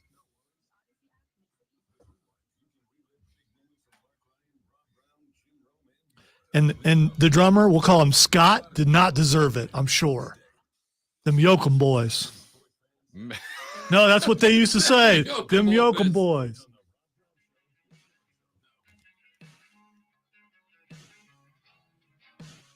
Genuine question. How many of y'all do care about the Heisman Trophy? Genuinely, how many of you care about the Heisman Trophy? I care about it this year. I'm sure you do. You care about it. I think you care about it when you got a guy. When you got a guy. Yeah. Exactly. I think that's probably fair. Like, I suspect there are some South Carolina fans that care about it in as much as they think Spence and/or XL should be mentioned amongst the frontrunners. But they won't be because the team's not winning. Yeah. That shouldn't factor it. But at the same time. For the record, that they're not alone in that. And I'm glad you said that because I'm looking at the updated Heisman Trophy odds. 2 weeks ago, J.J. McCarthy from Michigan was the front runner. 2 weeks ago, he was sitting somewhere in the neighborhood of plus 300 to win the Heisman Trophy, and nobody else was there. Today, the front runner is Michael Penix Jr., who is, as of right now, plus 150, right? Keep in mind, plus 100 is an even money bet. Bet 20, win 20. Plus 150 means bet 20, win 30, right? It means you're getting what you won back plus a half. You're winning plus a half. So him being plus 150 is, we're getting down to it. Everybody else is out. Bo Nix opened, by the way, Michael Penix Jr. opened at plus 1,600. So did Bo Nix. Bo Nix is plus 200. He is the second shortest odds. J.J. McCarthy now has the fourth shortest odds in college football to win the Heisman Trophy pardon me. He is plus 600. The fifth shortest odds to win the Heisman as of today, Jordan Travis, the quarterback at Florida State, at plus 800. Lonzo, I left one name off the list. The third shortest odds in the Heisman Trophy. You've got Michael Penix Jr., quarterback, Washington. You've got Bo Nix, quarterback, Oregon. You've got in the fourth position, J.J. McCarthy, quarterback, Michigan. And in the fifth position, you've got Jordan Travis, quarterback, Florida State. Would you like to take a stab at who is number 3? I feel like I'm being tricked here, but I'm going to go with it anyway. Marvin Harrison Jr. You are being tricked because I set it up as if it was going to be anything except another quarterback. Yeah. Jaden Daniels from LSU, a 3-loss team, has the third shortest odds. Michael Penix Jr. is plus 150. Bo Nix is plus 200. Jaden Daniels is plus 300. Hey, J.J. McCarthy plus 600. Jordan Travis plus 800. Do you remember when that used to be appointment viewing when the Heisman came out? Yep. You didn't know who it was going to be, and you couldn't wait to see, and you make sure you tuned in on, I believe it was on a Saturday night. Yep. Is it still a Saturday night? Yep. That's how long it's been since I've actually watched it. This is now a quarterback award. Nobody else seems to win it. And for the most part, I don't think people care like they used to. I mean, it'd be a cool trophy to win. It looks really heavy, but still. I like this. I like this conversation because the Heisman Trophy race is supposed to be for the best player in college football. All right, Clemson, start sending your texts about, where Heisman coached and all that. Yeah, okay. It is supposed to be, but it is not. Now, since 2010, let's play trivia. Let's play the Rob Brown Show Home Edition. Top of your head.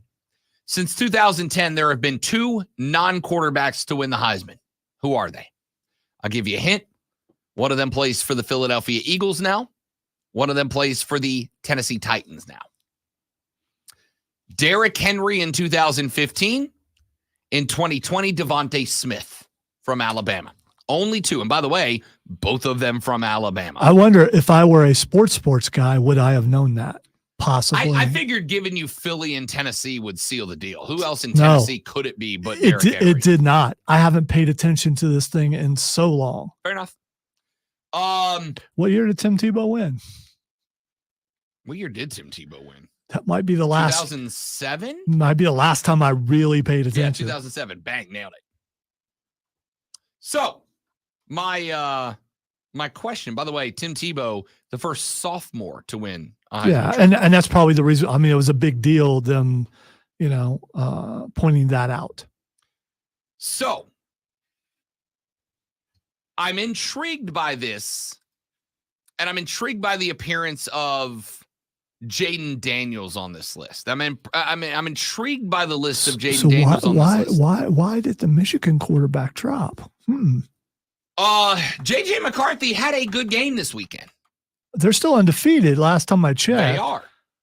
Jaden Daniels was having a good game this weekend till he took a shot to the noggin and was removed, and then watched Jalen Milroe go run for like a $140 and 3 touchdowns on the ground.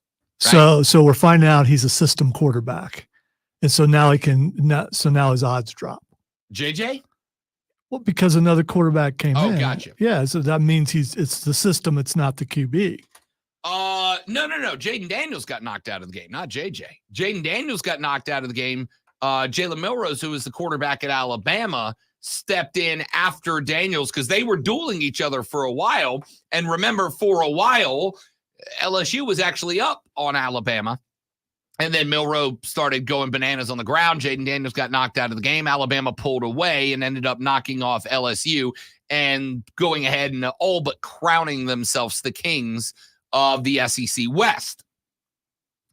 What I'm intrigued by is Jaden Daniels on a 3-loss team is in this conversation ahead of 2 undefeated quarterbacks in J.J. McCarthy and Jordan Travis. Why?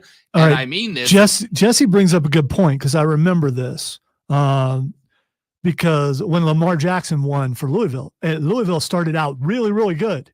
They were winning a bunch of games, and then they finished horribly. And he still won the Heisman Trophy, and Deshaun Watson should have won it. And he should have that year. Without a doubt, he should have. But Lamar was killing it the first half of the season.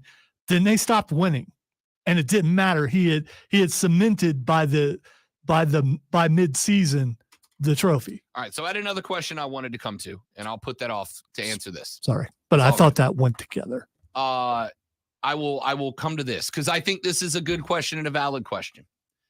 You and I have had the discussion before. I think you and I have had this discussion in the past. Yeah, I look just like Diesel, so I could see why. Yeah, for sure. Be you guys are basically the same guy. Yeah. We have talked in the past, and I've used the example. If I took the Kansas City Chiefs and I dropped them into the MAC, even though they didn't play nobody, they would still be the best team in college football, right? Would Taylor be there? Yes. Okay. Obviously. All right. The same is true for talented football players. This is one thing I do not like about the Heisman Trophy. If you're not on an undefeated team, this is why I'm very impressed, and this is why I'm trying to point out how good Jaden Daniels is. Michael Penix Jr., undefeated. Bo Nix, 1 loss only to Michael Penix Jr. J.J. McCarthy, undefeated. Jordan Travis, undefeated.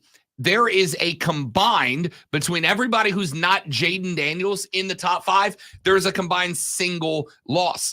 Jaden Daniels has 3 losses as a quarterback. Granted, one of them he was knocked out of the game by a hit that may or may not, definitely was targeting by Alabama. Can you guarantee, because of the way the Heisman is, I mean, can you guarantee any of those players are going to be successful in the NFL? No, but that's not what the trophy is. Yeah, I know, but it's supposed to be the best player in college football. Not in not the football. best quarterback in college football. I don't disagree. They have an award for that. I forget whose name it is, but they have one of those. I don't disagree with you. So here's what I'm driving at. The Deshaun Lamar thing, Lamar Jackson was the best quarterback in college football that year. Disagree. You can disagree all you want. Disagree, and a lot of other people disagree too. He was the best for the first half. He wasn't the best consistently for the whole season. I disagree. Deshaun Watson was. Lamar Jackson carried a Louisville squad that would have lost 6 games, 7 games without him to not that. Lamar, see, here's the and you are doing literally what the problem here is, which is the talent of one player is directly reflected and should only be considered based on the winning record of the team. No. His stats and everything dropped off. Deshaun Watson was consistent the entire year. I mean, you'd have to go game by game to see, which you could actually do. Not sure we have enough time, especially since we're late for break. But No. This is about popularity. Has nothing to do about anything else. It's about court. This is the reason why most people don't care anymore. Okay. It is not about popularity.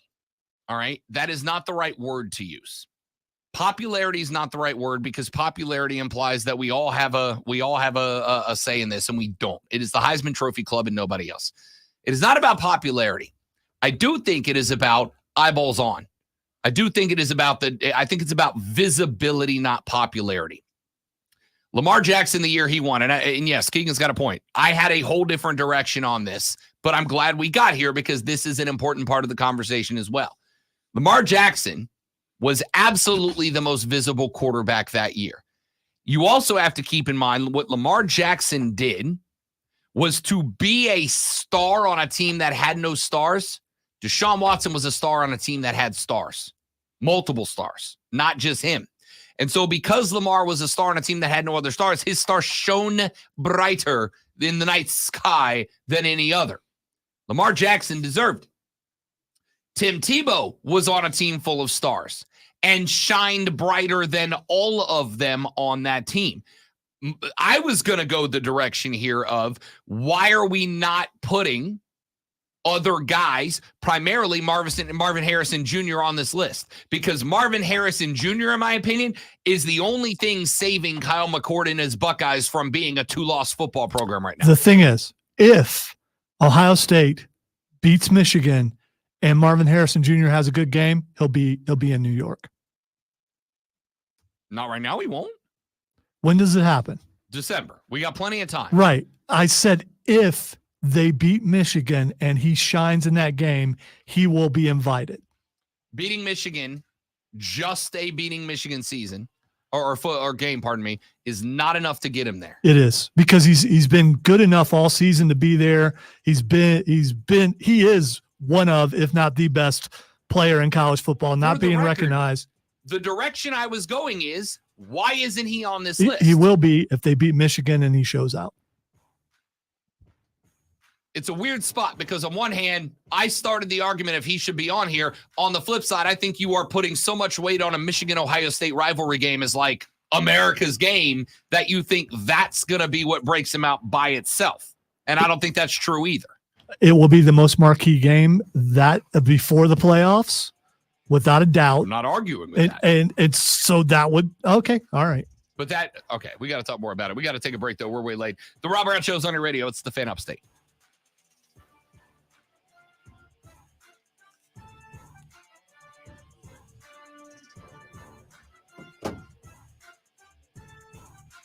Stop trying to fight me when you know I'm right. You're not right, though. Well, yeah. Then why are you leaving the room? I win.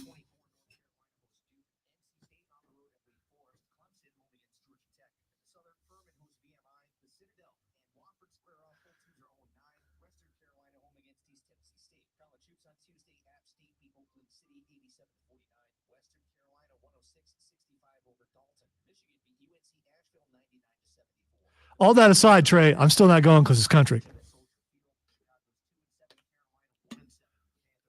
Rob just hates me today. I don't know why. Exactly, Jay. I mean, you get up, you walk. That's forfeiting. He forfeited.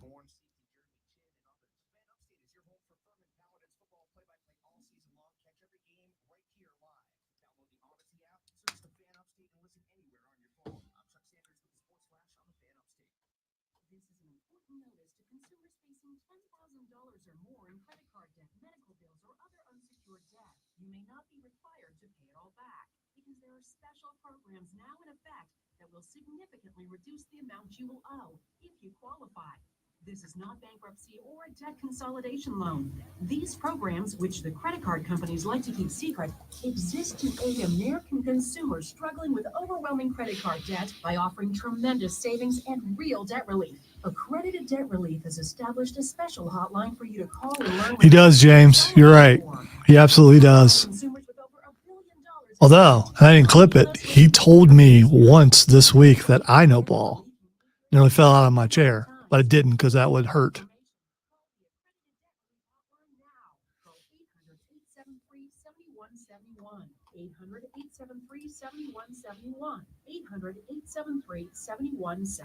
Tis the season. Season for what? For the Upstate Holiday Lights. Then he walked in and walked back out. That's a double loss. And I also want to point something else out. You can't have this attitude and go to a Dave Matthews concert. They will kick you out of the concert. I got a vibe. No, you got to come in with chill. You don't find the chill there, you bring the chill with you.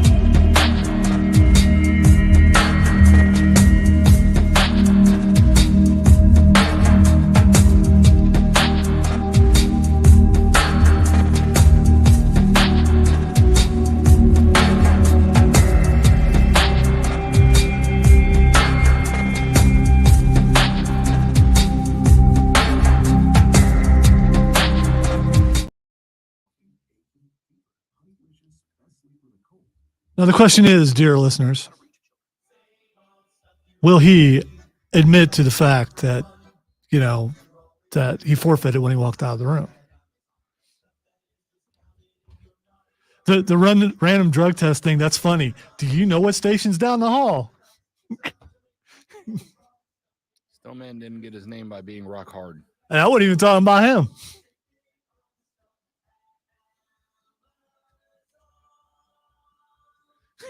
His secondhand chill. Sorry, Keegan. I'm reading up instead of reading down.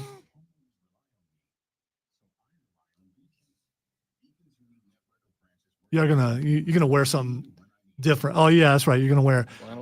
Can you get that out of flannel? Can I get? Oh, like get what out of flannel? I got it now.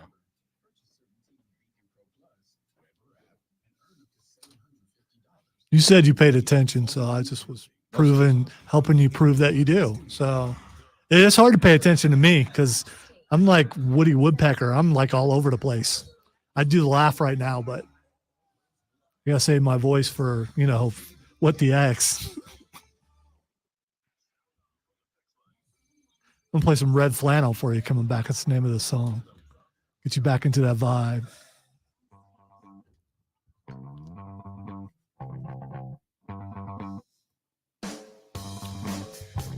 The Rob Brown Show rolls on. It is the Fan Upstate, just steaming ever on towards the end of today's electrifying radio broadcast. You boy, you're young out of steaming? No, I was just trying to get you in a better gotcha. mood and great mood. The Beavis and Buttheads. And yeah, but you look angry. I mean, it's just, So. Hang on, I got to find my show prep list. I lost my damn rundown. Here, this will help. Here it is. Told you it would help. Here it is. I found it. I found an article last night entitled How the Bears Evaluated Bryce Young During Pre-Draft Process. And after our conversation yesterday, I was very interested in this because the Bears had themselves in a predicament. They had the number 1 overall pick. They had the ability to take any quarterback out of this draft that they wanted. And instead, they decided they were going to run by going with Justin Fields for one more year. Obviously, Justin Fields was playing mediocre football. Then he broke his thumb. He's been out for a couple of weeks. He's out one more. I think he's out tomorrow night, or he's doubtful or questionable. I don't know yet. We don't have the official injury report yet, but he may or may not play against the Panthers tomorrow night in the Thursday night showdown between two incredible football franchises. And the concept, the thought that got thrown out there was the Panthers should have seen this coming because the Bears passed on Bryce Young, right? Like if another team with the number 1 overall pick was willing to pass on him, then he's not a franchise quarterback. And my thought went in two directions. Number one, if that is the case, then that also means that they didn't think there was a franchise quarterback in this draft. I was going to say, so that means there wasn't a clear number 1, like we all know that CJ Stroud was. And so they passed on him too. And they passed on Richardson. And they passed on Will Levis. They passed on everybody. There's only one quarterback in that entire list who's not winning. So, no, Anthony Richardson was 500 before he exploded, and Will Levis has played 2 games. Compared to what? That's winning. CJ Stroud or Bryce Young is completing more passes per attempt than Will Levis is. Will Levis has played 2 games. There was not film on him for the entire season. So, no, it is not time to say Will Levis is more of a success story. That's not how it works. That being said, I think that's how it works, but that's who fine. am I? I know ball. Yeah, but I'm older. That makes me wiser. That makes me right. The Bears passed on all these quarterbacks and went with Justin Fields. And that to me says that the Bears didn't think there was a guaranteed franchise quarterback. The second part, and I think the part that a lot of people are forgetting about this, is how and why the Bears decided to move on. It wasn't just that they went, okay, we don't think Stroud, Young, Levis, or Richardson are better than Fields. It is also the fact that there was a bidding contest and they got the prize of all of the return on investment they got for giving up that pick. They got DJ Moore. They got draft picks, including the Panthers first rounder from this year, which as of right now is on pace to be the number 2 pick in the NFL draft next year because Arizona is every bit as bad as Carolina is. So do they go quarterback or do they go receiver? I don't know. I mean, they have 2 picks because the Bears also have their own number 1 overall or number 1 first round draft pick to consider in this equation as well. So whether or not they're going to give up on Justin Fields is a conversation we'll have when this season comes to its conclusion, because having Justin Fields with a couple of weeks of rest and DJ Moore, I don't know what he looks like in the second half of the season. That's a Chicago problem, not mine. What I am interested in moving forward, what I'm interested in is trying to kill off thought processes like this one. Like, oh, see, the Bears were right. You should have listened to the Bears. Well, I'll tell you what. If Carolina, in order to pick a different quarterback, would have also gotten a DJ Moore and also gotten an additional first-round draft pick this year and a couple more mid-rounders down the line, I would have suggested they make that move over every quarterback in this draft as well and just put off development for one more year. This is not a good logical train to be on. This is not a good logical thought following. The context of Chicago decided none of these guys were better than Fields, and oh, look, they're right, takes every other variable within the discussion and throws them out the window. It does not equate DJ Moore, a second first-round draft pick, multiple mid-round draft picks down the line. It doesn't incorporate any of that into the discussion. And oh, by the way, maybe let's not look at the Chicago Bears as the standard of the correct way to run a respectable NFL franchise, because look, just look. And now the Rob Brown Show presents Twitter. All right, time for a very subdued What the X, because I want to calm Rob down before I spend like the next hour or so with him in the office. I'm a miserable person. The first thing that's Xing yo. Stop it. I hate this so much. Is GTA 6. Is it? Are we getting a new one? There is a lot of chatter all over the internet that the trailer's about to drop in the next day or so. It could just be chatter, but it's looking pretty favorable. Good, because GTA is a fantastic franchise. It always has been. It has always been the therapy game for mine. I got back into it not too long ago, GTA 5 Online. It's the therapy game. It's so ridiculous, cartoony, over the top, and also fun. I'm a big fan. I hope I get GTA 6. There are very few franchises that I've gone all in on as far as like, I'm buying this game the day it drops. It's been a long time since I bought a day of game. GTA will be on that list. James, apparently on the stream, excited about it also. Good. We'll see. We'll see. There's a lot of noise. The next thing that's Xing yo. Should I go with this? Because it's just going to cause more problems. Frank Reich is Xing. I saw why. There's multiple reasons. Number one is that Jim Irsay video of him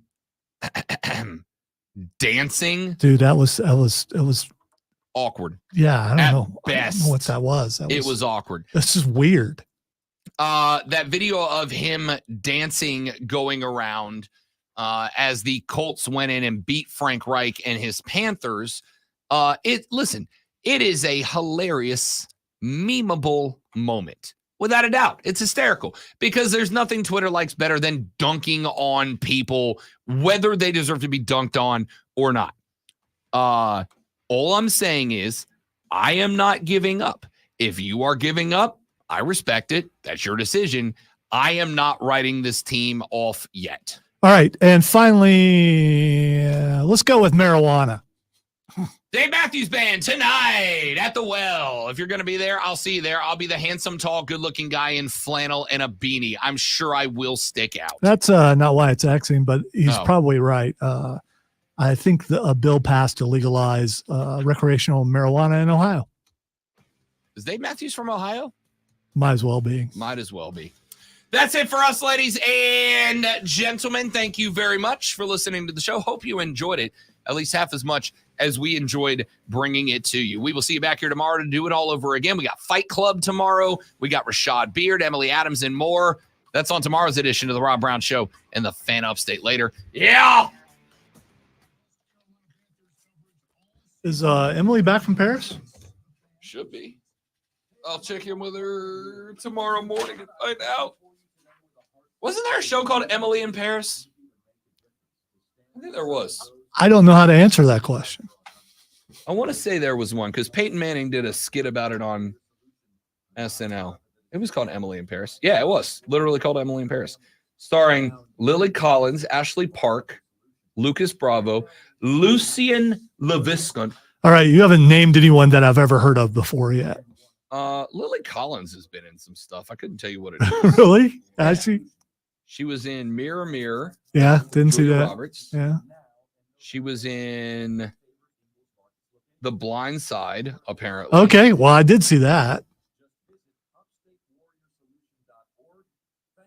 She is Phil Collins' daughter. Okay, all right. The thing that I know about her now that I didn't know before her.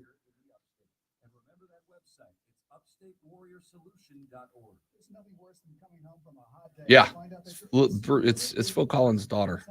How about that?